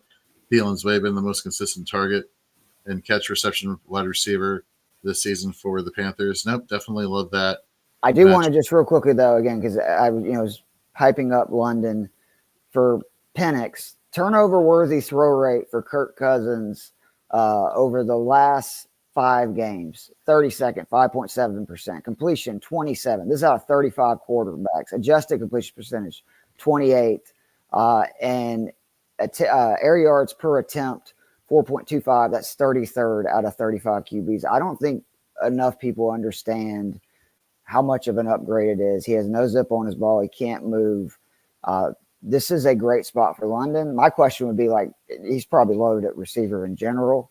Thielen is the safer play, but I think London's a pretty safe play, and London has a potential again to have a huge game with a guy that actually can really let the ball rip, and Michael Penix.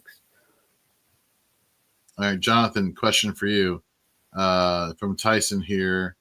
He says, Ford, Patrick Taylor, or Ramondre in full PPR? I feel like half of these questions is just like the same players. It is. Yep. It is. It's crazy, isn't it? Like, there's like 6 players that we.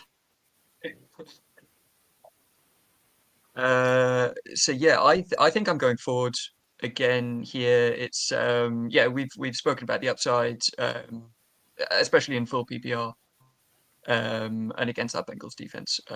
I'm feeling pretty secure in forward. Ready?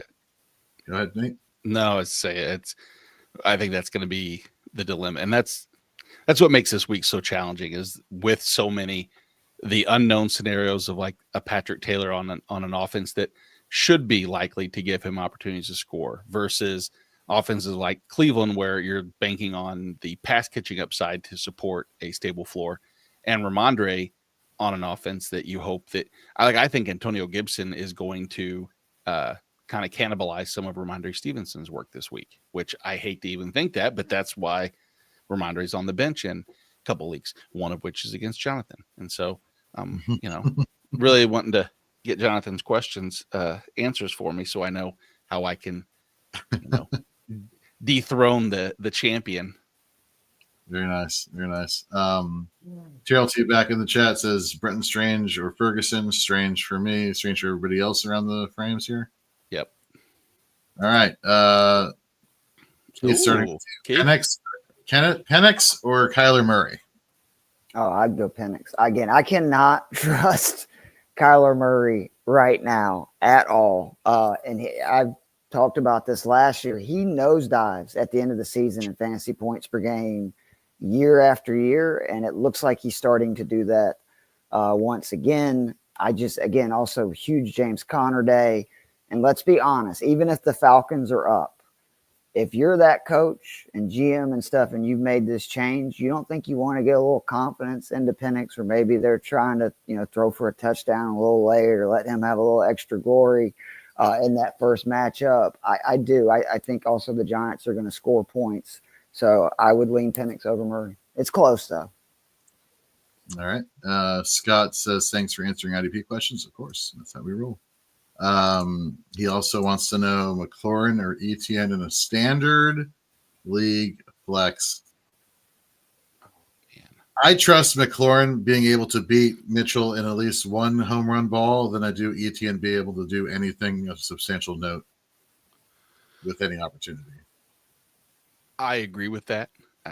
Collectively, I think we're all down a little bit on the matchup for McLaurin by acknowledgement of some of the other questions over the course of the past hour and a half. But, I mean, you name me any other receiver in the league that has 4 multi-touchdown games that we're contemplating sitting for Travis Etienne. And there's no way I'm sitting with Reed. There's been like Jacoby Myers, Juwan Jennings, right. Like receivers I really like today that I've recommended over. I ain't sitting McLaurin for. I mean, there's a lot of like decent receivers I wouldn't sit McLaurin for.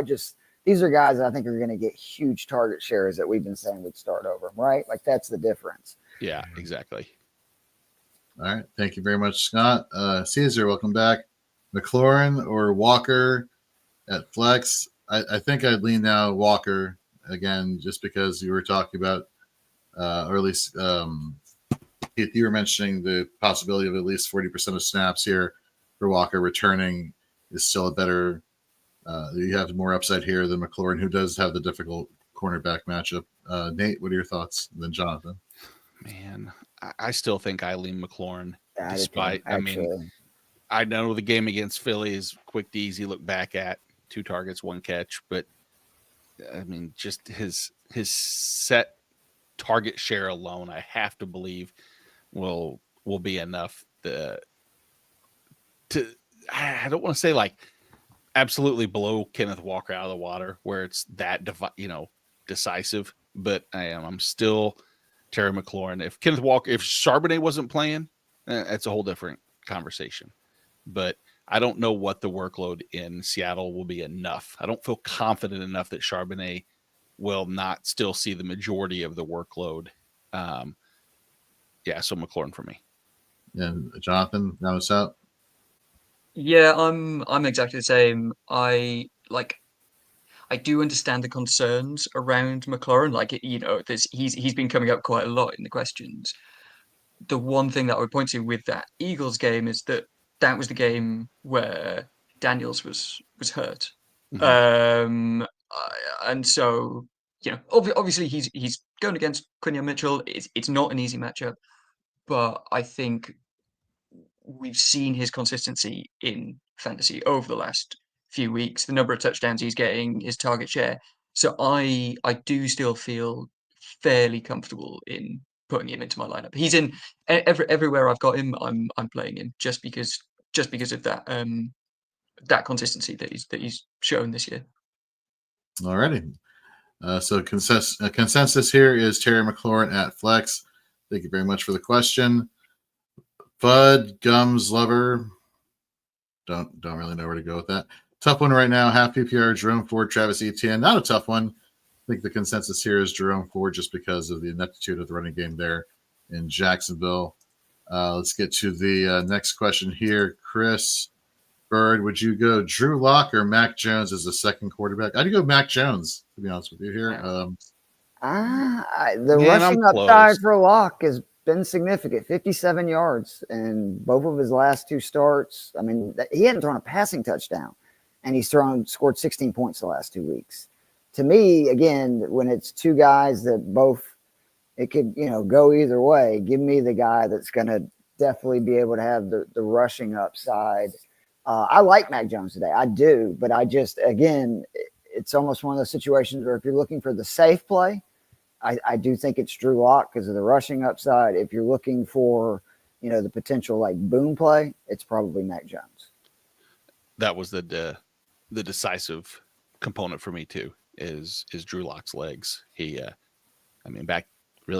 back-to-back games that he played in over 50 yards, like you said, and then even as a whole, I think the Giants' offense has looked so much better with Drew Lock across the board. Now, outside of Malik Neighbors, I don't think I would start anybody else for the Giants.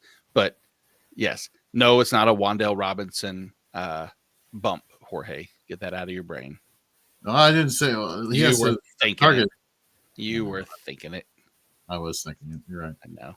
All right. AS in the chat. Pollard, Spears, Jonnu, half PPR.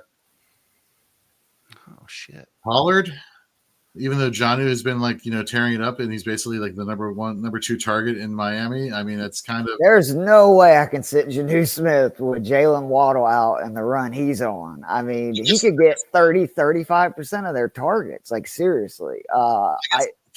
For me, it matters if Jonnu is the tight end thing here. If it's a flex option and you have a situation where it's Pollard or Jonnu, I think I might lean Pollard to the situation. But if it's a tight end specific roster spot you need to fill, Jonnu. I got you. Jonnu's definitely. I love Jonnu, and last week I think kind of proved that it's kind of not even matchup dependent at this point. It's just whoever he's facing, he's getting it done. I don't think the question would be phrased if it was a tie. I think that this is a flex question specifically, of course. Yeah. Isn't it crazy that he has been fantasy irrelevant ever since the days of Marcus Mariota as the quarterback of the Titans? And we're just revitalizing him as a top fantasy tight end target. I think that's hashtag Bill Belichick knows balls. He's the only guy that gave him money and was going to give him a real opportunity. And then he was banged up like that entire season and it didn't work out. But yeah, it's a Falcons fan. I love it. Like, there's nothing better than you have a guy and then you just let him walk and he's still outperforming the guy that you picked number 4 overall over Penei Sewell, Jamar Chase, and Micah Parsons. Great being Falcons player. Great. Unfortunately, let it out. He's public enemy number 1 for fantasy fans because he was standing in the way of like he said, the Kyle Pitts breakout was all because of damn you, stupid Arthur Smith and his ineptitude to try to get the ball to the inferior Jonnu Smith. So there we go. All right. Thank you very much, AS. We got a question here. Burrow or Daniels from Digitally. Now, this is where earlier I said Daniels is, Burrow is where I'm getting into. Well, oh, man, I don't know. What do you guys think? Burrow's the only pocket passer without the true rushing upside play that I have over Daniels. Has he thrown 3 touchdowns in 7 straight games or something crazy? Like, I was looking at it the other day and I couldn't believe the run he's on passing touchdown. I was literally just about to say that exact thing. I was just having a look at his numbers. He's thrown multiple touchdowns for the last 6 games. Yeah. Now 7 of the last 8. Yeah, 5, 4, 3, 3, 3, 3. Yeah, I think I would start Burrow just because it's a great matchup. Cleveland has been really bad versus the pass as of late. I know last week it wasn't, but that was the game Mahomes' ankle got nicked up. The Chiefs didn't have, all their pieces. But overall, you've been able to get at this Cleveland secondary. Mm-hmm. And again, it's the best season I can remember from a QB with their team potentially may not even have, a winning record. So Burrow is proving that he is still that dude. All right. Thank you very much, Digitally Prosper. Maybe the Bengals shouldn't have got rid of all of their secondary and maybe thought that might be helpful for their defense to keep the games in check. Who knows? Maybe. It's like the worst defense in a long time, man. They're bad. So bad. Oh, not a pile of crap for Charlene. Congratulations. Yeah, sure. Yeah, exactly. Charlene back in the chat. Need one. Malik Neighbors, Johnny Smith, Kendra Miller, or Kenneth Walker. Assuming PPR, right? Yeah. We are. I assume so. I'm going Neighbors. Like I said earlier, I think Drew Lock with this offense is more competent, and I think they have the ability to move the chain with Lock's legs if he needs to.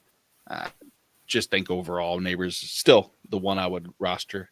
It's close. I think Johnny's a very close second, but Neighbors' upside just is too great. Keith said 15. There's a chance for 15 targets, and it wouldn't shock me at all. Does he catch 7 or 8 of them? Maybe, but I'd still take 7 for 88 and potentially a score.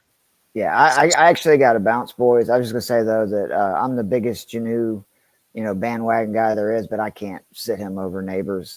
He's had at least 5 receptions in 5 straight, and in the last 2 Drew Lock starts, 24 targets. I mean, that's to me a dream scenario when you're just looking for points. But if I don't talk to you guys, good luck in your matchups. Yep. Merry Christmas, everyone, and we'll see you guys soon. See you, buddy. See you. Happy Boxing Day. Yeah. Going back to week 8, the lowest number of targets that Malik Neighbors has had is 9. So that's pretty good. Pretty good thing right there. So double-digit targets in 6 of the last 7, I think. Yes. The Donkey's in the chat. Ford, Metcalf, or Ridley. Let's go. All right. So we're hoping for a bounce back against Metcalf, and we're hoping that Mason Rudolph can find an open Calvin Ridley, who has been getting open. It's just a matter of inaccuracy and bad ball placement from Will Levis. Mm-hmm. Yeah, I think I might go.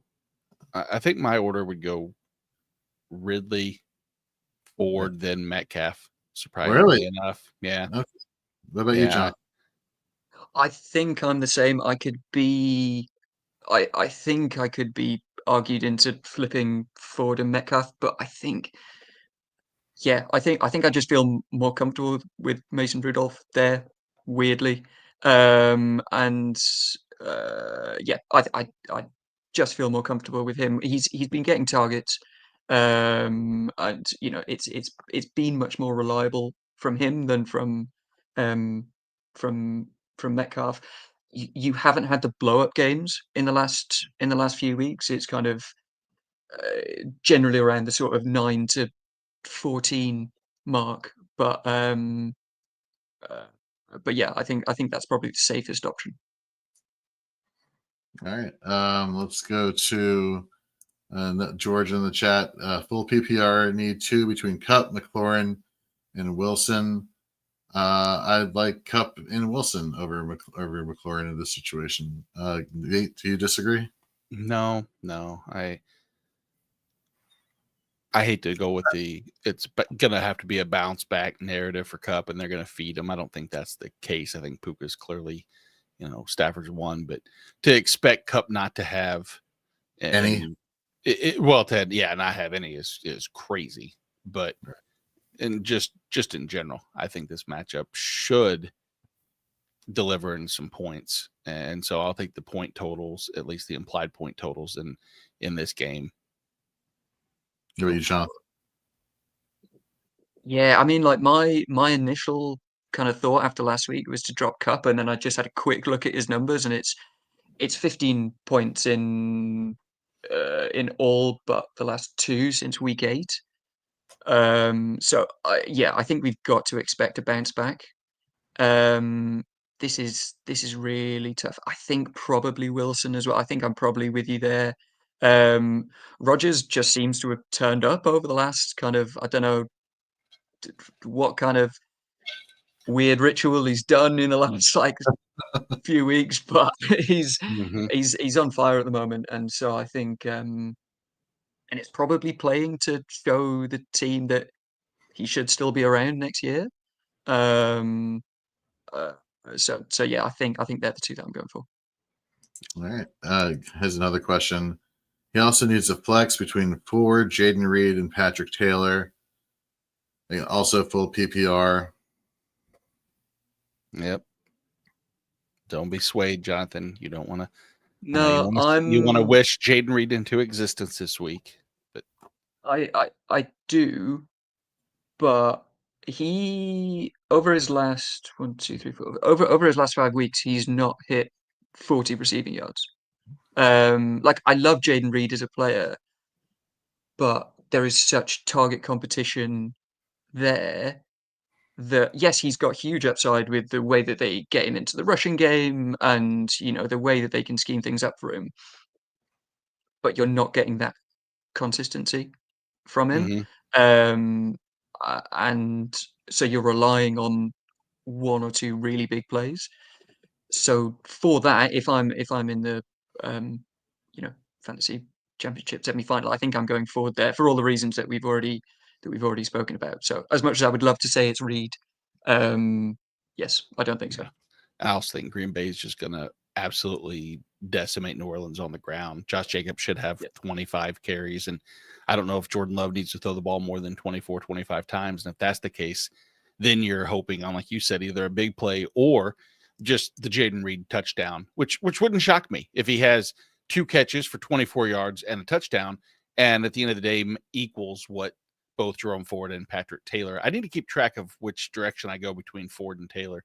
I think I've went Ford every single time because the last thing I want to do is be like Ford this time and two questions later say Patrick Taylor, because I have them close. So I want to stay consistent and go with Ford as well. Alrighty. Thank you very much, George, for the question. Evan in the chat. Welcome, Evan. Half PPR, pick one. Judy, DK, or Devonta Smith. Worried about Judy with no Jameis, but at the same time is really the only option for the Browns. DK has a good matchup, but has been terrible. So I like Devonta, to be honest with you. Yeah. Lattimore is going to be on AJ Brown, and I'm not really concerned about the other cornerback for the Commanders. So I think Devonta is going to be the one that benefits the most here. Yeah, and if you leaned, and Jonathan, if you were going to go DK or Devonta, I would just agree, co-sign with whatever you guys say, as long as it's not Judy, because I think he is going to. I mean, DTR just kills his value, if you ask me. Yeah, I would go Devonta as well. Been much more consistent recently, and with Judy, it's so annoying. I've got him in a league where in a dynasty league where I picked him a year or 2 ago. He was kind of just rotting on my bench. Was never playing him. Couldn't trade him. He was one of those really annoying players where he's too good to cut, not good enough to trade, and certainly not good enough to play. Yep. Suddenly he's been in my starting lineup for each of the last 5 or 6 weeks. He's been averaging over 100 yards a game. It's a brilliant matchup on paper, and I'm having to play him just because I don't have any other options. But I'm not confident in it. I mean, DTR. I was looking at his past stats. I think from what I saw, the maximum number of passing yards he's had is like 170 or something. Yeah. I think as good as Judy's been, I think Devonta Smith is certainly the safest option of those 3. All right. Thank you, Evan. We got Willpower in the chat. Welcome back, Will. Drew Lock, Tannehill, or Gino. Are we going back to 2017? He just knew that you would always choose Tannehill. Just he would check your. Yeah. No, maybe that's well, let's go Lock or Gino. And yeah, I'd go Gino in this situation here. I would too. I do want to keep track, and I need to check and see just what his status. Like Gino's playing, right? There's no concern that it's not a game time where Sam Howell's going to step in or anything. That is correct. Yes. Yeah, I'll go Geno as well. Jonathan? Yeah, I'm not happy about it, but because I think it's fairly low upside, but I think I'm going Geno as well. The only thing that I think is worth considering is that is the Drew Lock rushing upside that we mentioned Right. before. That if he gets 50 yards and a touchdown, then that and a rushing touchdown, then that could flip it. But yeah, I think I'm going Geno. I think if Keith was here, he would definitely say Drew Lock. It wouldn't be close, and I respect that. I'm hoping that the talent surrounding Geno, that they end up having to air the ball out in the matchup, and it leads to JSN and the resurgent in DK for you, Jorge, so that your team can win when you're starting DK over Jalen McMillan. Because, well, I don't want to see you lose. I want to see Jonathan lose, just not you. So, Sure. Well, thank you very much. I appreciate that. Let's get to Ken Sonnenberg's question next in the chat. Brock Purdy or Drake May? For me, it's Drake May. You've just been too consistent. He is constantly running the ball. I'm trying to go back to the past couple weeks. 59 yards. So not including this past week, we only had 14 yards rushing. 59, 26, 27, 24. It's Drake May for just the scrambling upside. Anybody disagree? And I hate the matchup against Buffalo. I do think they're going to be trailing. It's like, that's the dilemma I run into is Drake May's been consistently mediocre. He, QB finishes at that outside of QB1, but not all the way to like QB20, like 15, like 13 to 17 is his ranks. Purdy, on the other hand, is absolute floor or absolute ceiling with finishes of the QB 31, the QB 7, the QB 32, the QB 5. And prior to that, for the first 8 weeks of the season, he was a top 10 quarterback the entire time. Which Purdy do you get? And I worry that it's a slow paced game against Miami because they seem to slow the game down, which is shocking to think. And could I see Buffalo just absolutely decimate New England and not even give them a chance? And I think that's what I'm going to. So I'm going to lean Purdy only because I just worry that Buffalo is in the put their foot on their throats type mentality, and Drake May just can't get anything offensively going whatsoever, and his entire floor is buoyed by 40 yards rushing, but 125 yards passing, and no touchdowns.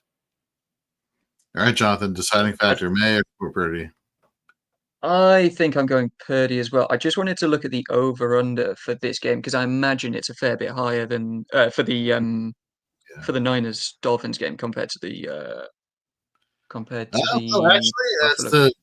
the Buffalo New England 46.5, Dolphins Miami 44.5. So. Oh right. Oh, interesting. I suppose they've had their fair share of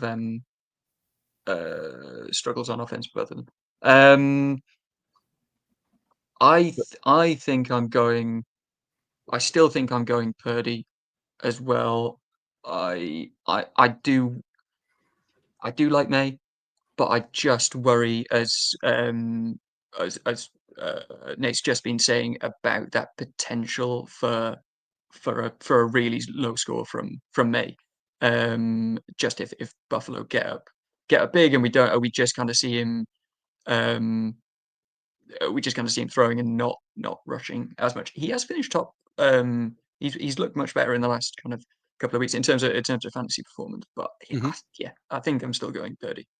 Yeah, it's Buffalo 14 point favorite in a game, like you said, with that point total. So the implied points still favor San Francisco over New England, but they're thinking New England can score 18 points somehow. And maybe that's the case. I think with that as well, we've got to think about how much is Shanahan going to trust Purdy over putting the ball in Patrick Taylor's hands as well. This is a guy that is what, like 5th on the depth chart at this point. I mean, I genuinely have forget how many running backs are now like out for the 49ers. No. So I think there's probably something in that as well to consider.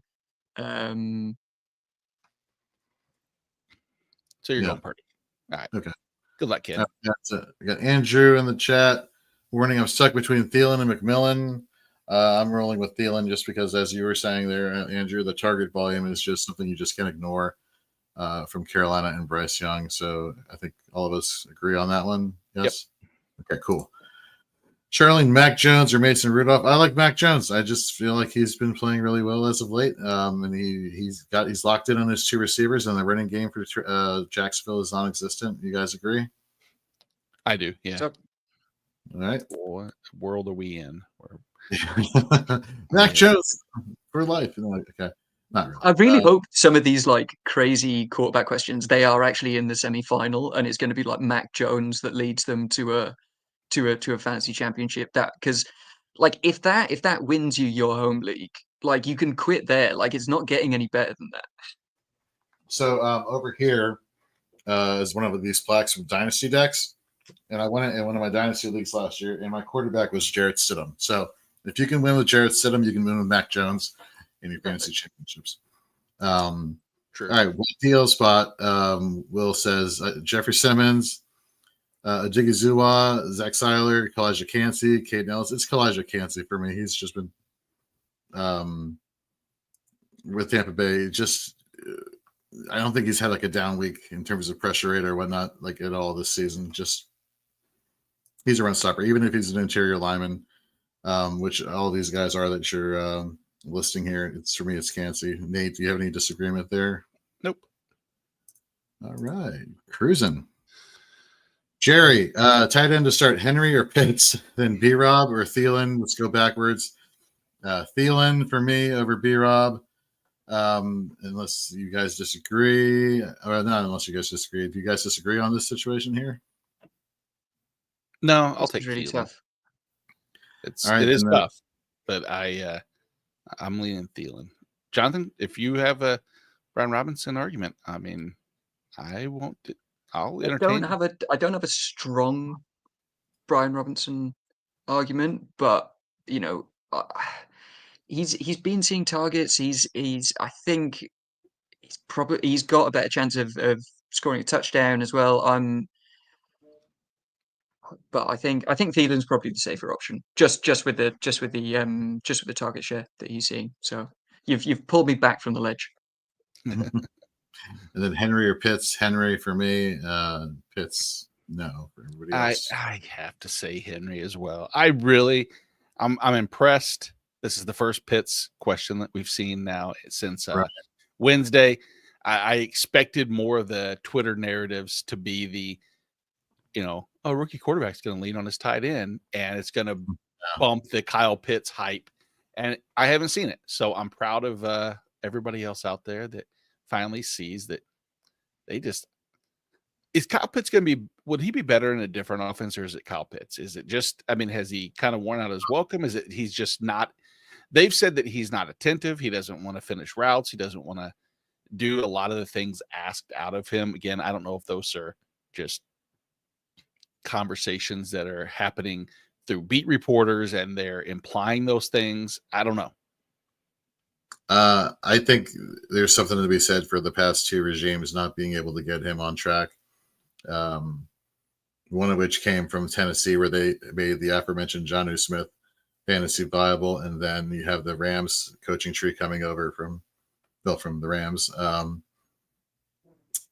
Something there. Don't have an exact answer to that question, but I agree. Henry, Thielen, let's go here. George, would you bench Tua for Penix? Man, I get it. Anything is better than Kirk Cousins if you're the Kirk Cousins manager, but I don't think I can bench Tua for an unknown situation right here. So I can't either. And he was on fire prior to last week. It was like multiple 20-point performances. So yeah. Four straight QB1 performances prior to last week, where he still threw the ball 40 times. I mean, give me if I can get 40 passing attempts out of Tua, even against San Francisco, with a 70. I mean, the thing is it's been 71% or better or 70.2% or better in every game. I mean, his season average is 73% completion percentage. It's just, I mean, you would think that explosiveness from somebody, I know that no Jalen Waddle, but it wouldn't shock me if any one of the receivers, well, Tyreek Hill and Devon Achane with the ball in their hands, explosive enough that they can do something to support Tua's 40 passing attempts. There we go. Thanks, George, for the question. Willpower IDP question. Grant Delpit, Dane Belton, or Talanoa Hufanga. I'm starting Belton and McFadden. I could pivot away all my defensive backs to one of the other guys. I like Hufanga. Has been coming back, and he's been playing a lot more snaps last week. Played close to 100% of snaps, played 33% of snaps in the box. I mean, that's kind of what you're hoping for. We mentioned Fred Warner and his ankle injury earlier. We don't know what the snap percentage of Dre Greenlaw is going to be this week. If I was going to pivot from Belton, it would be for Hufanga. Delpit, it seems like he's always he's just, the guy who is there and has a good opportunity, but never blows you away in terms of performances. So, Nate, what are your thoughts here? No, I co-sign right there with you, actually. Alrighty. Donkey back in the chat. Ford, Metcalf, or Ridley. For me, it's Ridley, then Ford, then Metcalf. But because you never know about the Metcalf blow-up game. But I trust Ridley in terms of all three of these more so. Anybody else disagree or agree? No, I'm right there with you. Same for me. All right. Armando in the chat. Start one running back. Pollard, Patrick Taylor, Travis Etienne, or Kendre Miller. That's the first part of his question. I would go. I know it's gross, but I may go Patrick Taylor here at San Francisco. Etienne, Jaguars running game, no. Pollard, we don't know what he's going to be like with Tajay Spears. Kendre Miller. I don't know. That offense in New Orleans is going to be so bad. Yeah, he'll get check downs. Yeah. You think the PPR upside is going to be there for Kendre Miller? I think the PPR upside is going to give him to the same floor that you'll get PPR upside out of the other three guys as well. I mean, I don't think that he's going to have, a 2x or a 3x time the amount of targets and receptions that the other guys have. So I go Taylor, Pollard,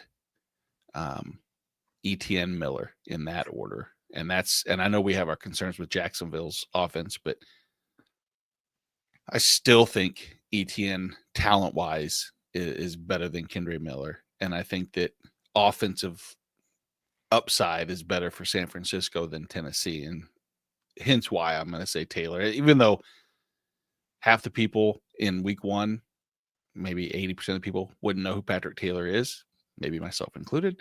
And it's weird 16 weeks later, 15 weeks later, we're talking about it. But again, opportunity supersedes some talent sometimes, and this might be one of those instances. So I go Taylor. One of you guys go in a different direction? Nope. Jonathan? I think I'm probably going Pollard. It depends. I know, well, we're still a couple of hours away. So if he's, I think given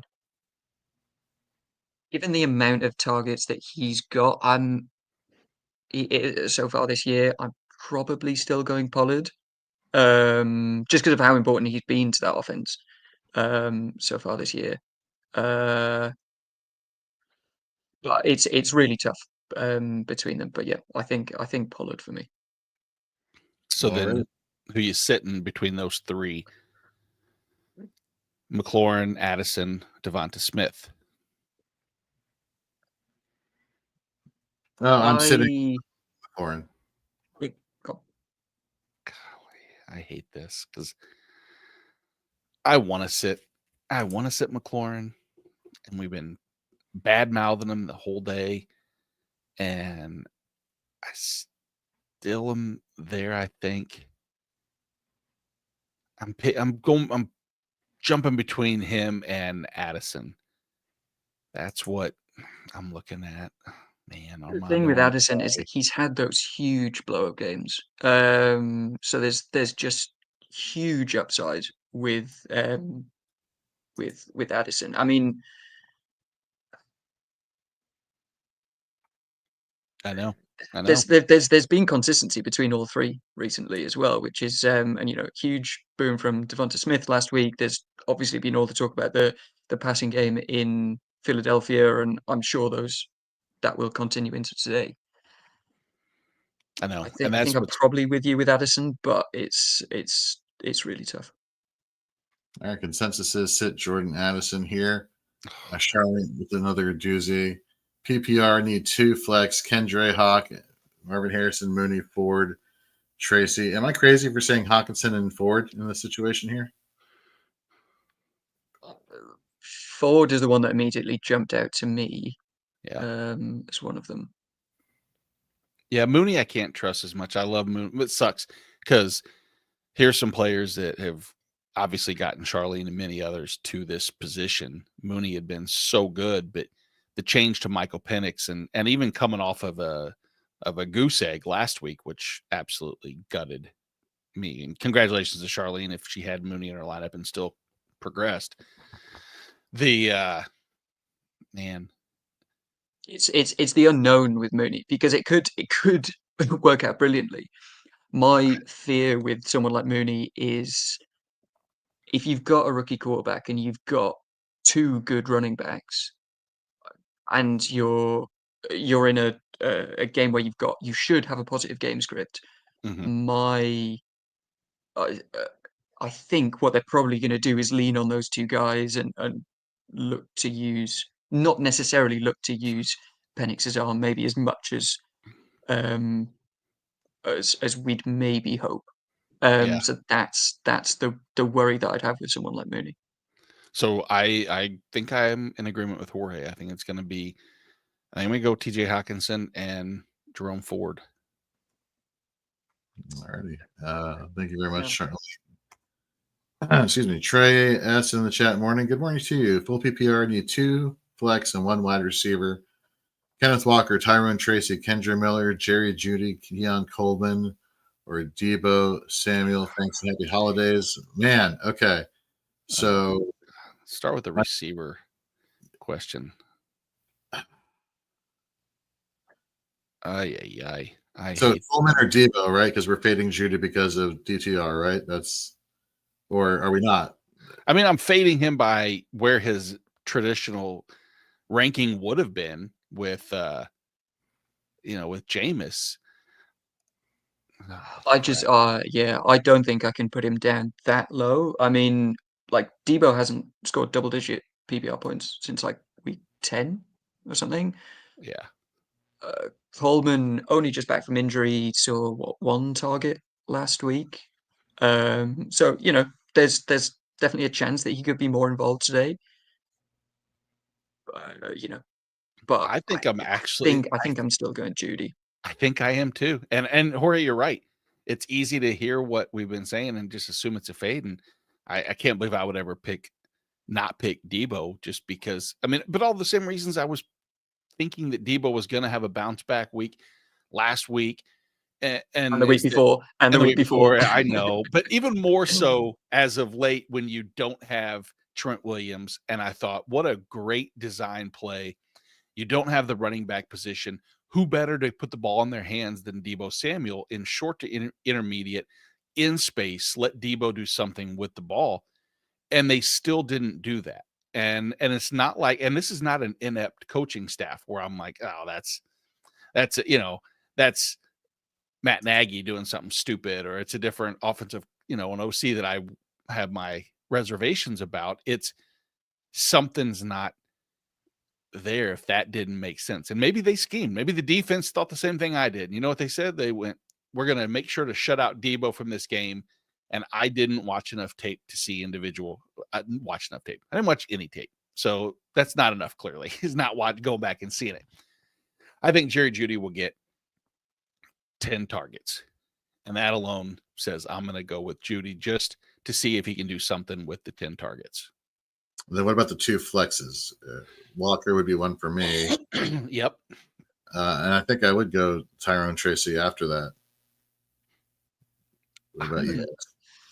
It's between Tracy and Miller to me. Agreed. This between those 2. They're like to me, they're pretty much back to back. There's not a lot between those for me. Maybe Miller with the pass catching upside. Yeah, I think the And pass then catching upside makes Tracy's also had the injury as well that he's been. I think he's supposed to play today, but there has been.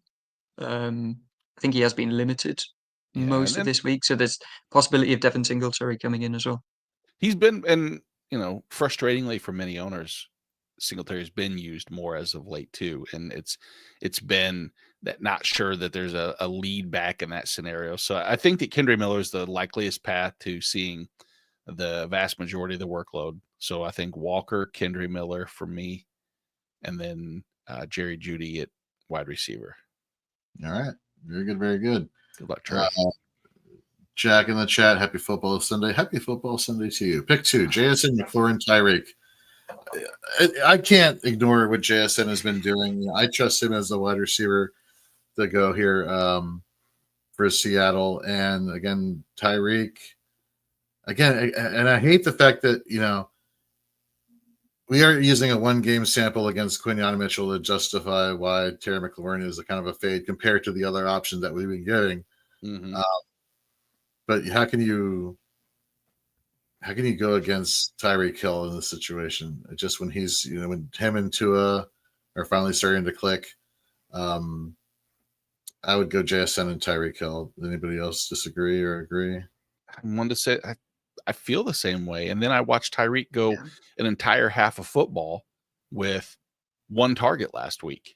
And then it took the second half without Jalen Waddle for him to even start to get established. And that still didn't even turn into anything as far as like upside. But it's the weeks prior where I was optimistic, and I mean, what do you take from Tyreek Hill's social media thing about coach time to go or time to go? I don't know what inflection that is. I don't know what if he's frustrated at not seeing, he had 1 target in the first half and ended up with 7 last week, but then the week before was 14 and 9. So like you said, Jorge, his involvement is there.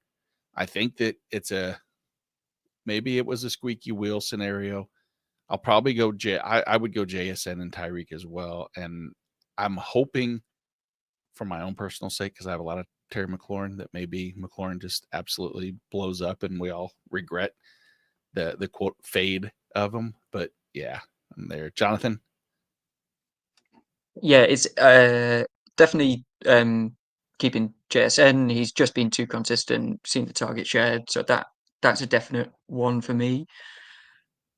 It's really tough between these two because even with Tyreek Hill's sort of down year, he still has those huge blow-up games. And I think it is probably one of those situations where he does see more targets because of all the stuff that you've just mentioned. So yeah, I think I'm going JSN and Tyreek. All right. Billy in the chat. Half PPR week 1 of 2 championship. Week 1 of 2 championship weeks. Pollard or Terry McLaurin. Half PPR. Yeah, when you do these championship weeks that are 2 weeks long, the nice thing about them is that you can overcome a bad matchup, but at the same time, I try to make sure that I look at that as more of a floor for each player, hoping more so than like a blow up. And I think McLaurin's safety for me is better than Pollard, because then the likelihood that Pollard is banged up and they eventually just lean on Tajay Spears, that Terry McLaurin's going to, barring injury or anything stupid happening, should be, the lead. So I go McLaurin. Maybe you guys disagree. No, I agree 100% McLaurin. I'm the same here. All right. Thank you very much, Billy. Lunch table legend. Any reason to fade Eagles Commanders altogether? Have a gut feeling it's gross. On his bench is Jaden Daniels, Terry McLaurin, AJ Brown. Is that too wild? I just can't. I don't know your other options, lunch table, but I have a hard time benching Jaden Daniels unless it's one of Lamar, you don't have Lamar anymore, but Joe Burrow, the Jalen Hurts, Josh Allen. I mean, I have Jaden Daniels still in my top 8, or top 6 quarterback conversation. AJ Brown, I'm not benching. Terry McLaurin, I think we've kind of set that bar for where we're going to bench him or who we're going to. It has to be one of those one-off matchups where a Jacoby Myers just has a 30% target share incoming where it just would make sense to do so. Am I overstating that? No, I think you're 100% right.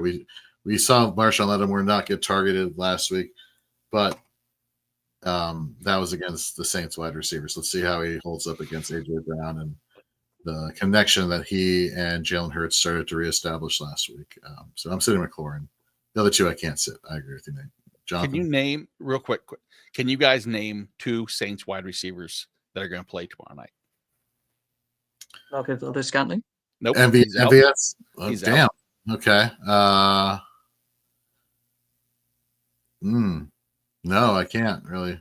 There we go. Very good. I don't know if I can. I think Mason Tipton might play. Maybe not. Maybe he's on IR. Don't know. Bub Means is out. Don't know. Jawan Johnson's the tight end. I'm sure someone will start getting some chat from our Saints fans that will help me out, but maybe not. Lunch Table Legend says he has JSN and Garrett Wilson and K9 that can play. Oh, in response to his last question, yeah, those are much better options here, I think, altogether. Than Jaden Daniels. Well, he doesn't have a quarterback listed here, so I don't know how that ties into. I would not sit Jaden Daniels 100%. What he's saying is over. If he was to fade AJ Brown or Terry McLaurin, would you start JSN, Garrett Wilson, or Kenneth Walker in maybe a flex over any of the aforementioned Terry McLaurin, AJ Brown? So I guess really it's like Terry McLaurin, JSN over McLaurin or AJ Brown. Would you do that? I'm still keeping. I think between those, I'm going AJ Brown, JSN. Garrett Wilson, yeah. Yeah, I'm fine with. I have JSN, AJ Brown, Garrett Wilson. I have right there with McLaurin. That's the tricky one for me. That's the one it's between those two for me. But Kenneth Walker, I wouldn't start over McLaurin or AJ Brown. He says it feels like Caleb Williams is a sneaky top 5 quarterback. Bad Detroit DST could feel like a shootout.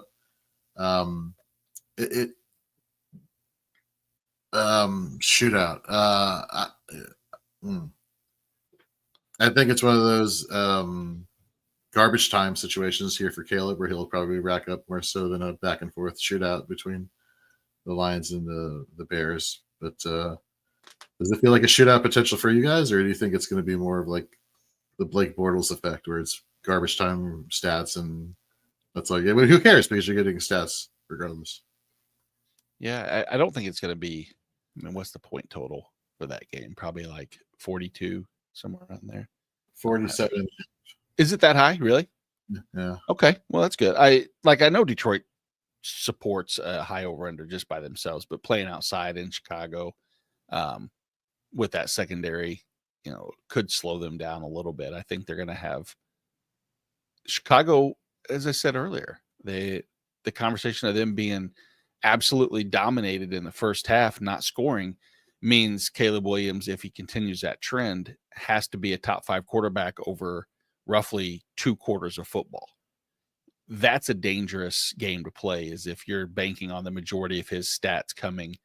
Really, I mean, if he's not scoring touchdowns, again, he could get yardage, could be a bend don't break for the defenses against him. I'm trying to pull that up to see just exactly his splits in the first and the second half over the last 2 months. But I benched Caleb Williams. To put it in perspective, in a super flex league, I'm starting Cooper Rush over Caleb Williams. I know that's probably a little whoa, but that's where I'm going with it right now. That might be whoa, but we'll see. Yeah, like I benched him in a super flex league for Stroud and Baker. It's just there's just so much inconsistency with the Bears that it's just so hard to know which offense is going to turn up each week. Mm-hmm. He goes on to ask, is 6-point passing touchdown league Caleb Stafford or Jaden Daniels? Like he mentioned earlier, feels like Eagles Commanders game is going to be slow and defensive. I like Stafford, but again, to your all's point that you guys have been hammering home all season, I guess technically you could say all season, but this morning, Jaden Daniels rushing upside is something that you just can't get past here. So, Andrew in the chat, Scott Fishbowl 14 semifinals PPR half or 0.25 points per carry. Jordan Addison or Patrick Taylor. For me, it's Addison. I'm not putting too much stock in a quarter of a point for Patrick Taylor in an unknown situation there for the San Francisco running backs. Anybody else disagree or agree? Nope. Yeah, I'm Addison for deep me. into the Caleb Williams stat pool. I'm gonna let you guys talk about it. So bad. I have no reason why I'm doing this other than I'm intrigued. Digitally Prospered, welcome back. Pick 2, Cup, Neighbors, Adams, Chase. Chase. Yes. Adams or Neighbors? Adams is just on such a heater at the moment.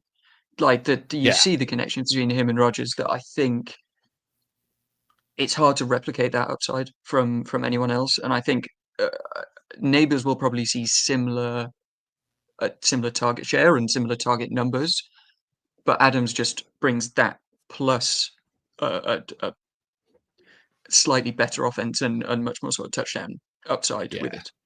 Yeah, Adams and Chase for me. And congratulations, you guys. I've found the data that I'm going to spill out. I know people are dying to hear this, but for my own sake, I wanted to find out what's going on. So over the last 5 weeks, the Bears and Caleb Williams has a total of 0 touchdowns in the first half, 0 interceptions, and he has 8 touchdowns to 0 interceptions in the second half over that 5-week span. So, does that mean something? Is it a trend? I think 5 weeks is a long enough sample size that first half is wonky. So sorry for wasting 10 minutes of my day doing that, but now I'm happy to know that I did data. Congratulations. Well, the more you know, the NBC. The more you know. Exactly. Mad Max in the chat. Half PPR Debo, Malik, or Brenton Strange. Brenton Strange for me. Anybody disagree? Nope. No. Willpower reminding people that it's the semifinal and final weeks. Now it's not the time to make hero calls by betting your studs. That's how championships are lost. That is a very popular take. I don't necessarily agree 100%, but I do understand is don't get cute. Let's see here. Agree with that. Yeah, because I know you guys talked about it on Fourth and Frames a few weeks ago. And then we talked about it on Shoot the Gap also. And it's one of those things where it's like name value can only get you so far. At the same time, we what do? We all pull up the same data. We all look at the trends. We all see the matchups. And it's kind of hard because it's like everything in my body is telling me this is going to be the matchup to play. But because of the name, I'm starting the name. And it's like, well, if that's the case, then why even have a bench on your roster to begin with? Just put all those other players on your bench into the waiver pool because you don't need them because you're going to be starting your starters anyhow. And I don't necessarily think that's the way to play all the time. But you set the lineups, you press the buttons. Everybody has their own take. That just happens to be mine. But yeah. So, yeah, I think that covers all of our questions for this morning, guys. Everybody is tapping out. They're ready. They're ready to get their matchups going, their semifinals going, or if it's your finals week, it's your finals week, And yep. For those who are getting ready for week 1 and 2 of their finals or semifinals or whatever it is you're doing today in week 16, we wish you nothing but luck. Any parting words here before we get out of here, Jonathan, then Nate? Nope, that's about it, man. I go start some lineups, and we will follow up. You'll know. Hopefully, good luck, Jonathan. Congratulations on your victory. It was, man. I don't have a chance. Don't you do that. I hate that. I don't want anybody ever to know. Don't you do that's I reverse apologies crap right there, dude. well, I'm sick of looking. I don't want to look in his background and see a dynasty deck with my name as the runner up again. I look over your shoulder and I see my name in one of them. It's Maybe not my fault you didn't come up with a creative name for your team. You know what I mean? Come on. Had you had a creative name for your team, I would have put the creative name on your team. I don't want a creative name saying second place. I don't want any name saying second place. I want a boring or creative name saying first place. Hence why I don't want Jonathan to win, because I don't want to be run up again. But yeah, again. Except I wouldn't be on his dynasty deck unless he does one for the semifinals, which would be a dick move if he did, but that would be baller. It's every week he has one for winning. There's like 25 in the background, but that's it, guys. I'll jump out. All righty. We got Saucy Bo. One more question. Stafford or Penix? Stafford for me. You don't know what you're getting with Penix. Same thing. Same here. Just a heads up here. I know it's the holidays for those who celebrate Christmas, and I believe Hanukkah starts this week also. Programming for Fantasy and Frames. Obviously, we have our normal Tuesday and Wednesday shows. Well, obviously, the holidays are falling on those days. So tomorrow we're going to have the Waiver Wire show at 8. Thursdays, you can look forward to Fourth and Frames and Shoot the Gap. Dynasty, we're actually going to be doing a Dynasty show on Tuesday. We're redrafting the 2024 rookie draft class, first couple rounds, and giving you our thoughts there. We're going to be with you here, but and articles will be coming out earlier in the week. Waivers will come out tomorrow at fantasyandframes.com. Plays and fades will come out the next day. DFS articles and Fantasy Football Laboratory will come out at their usual times on Fridays. And so everybody, have a safe and happy holidays this week. For Jonathan, for Nate, Jorge, good luck.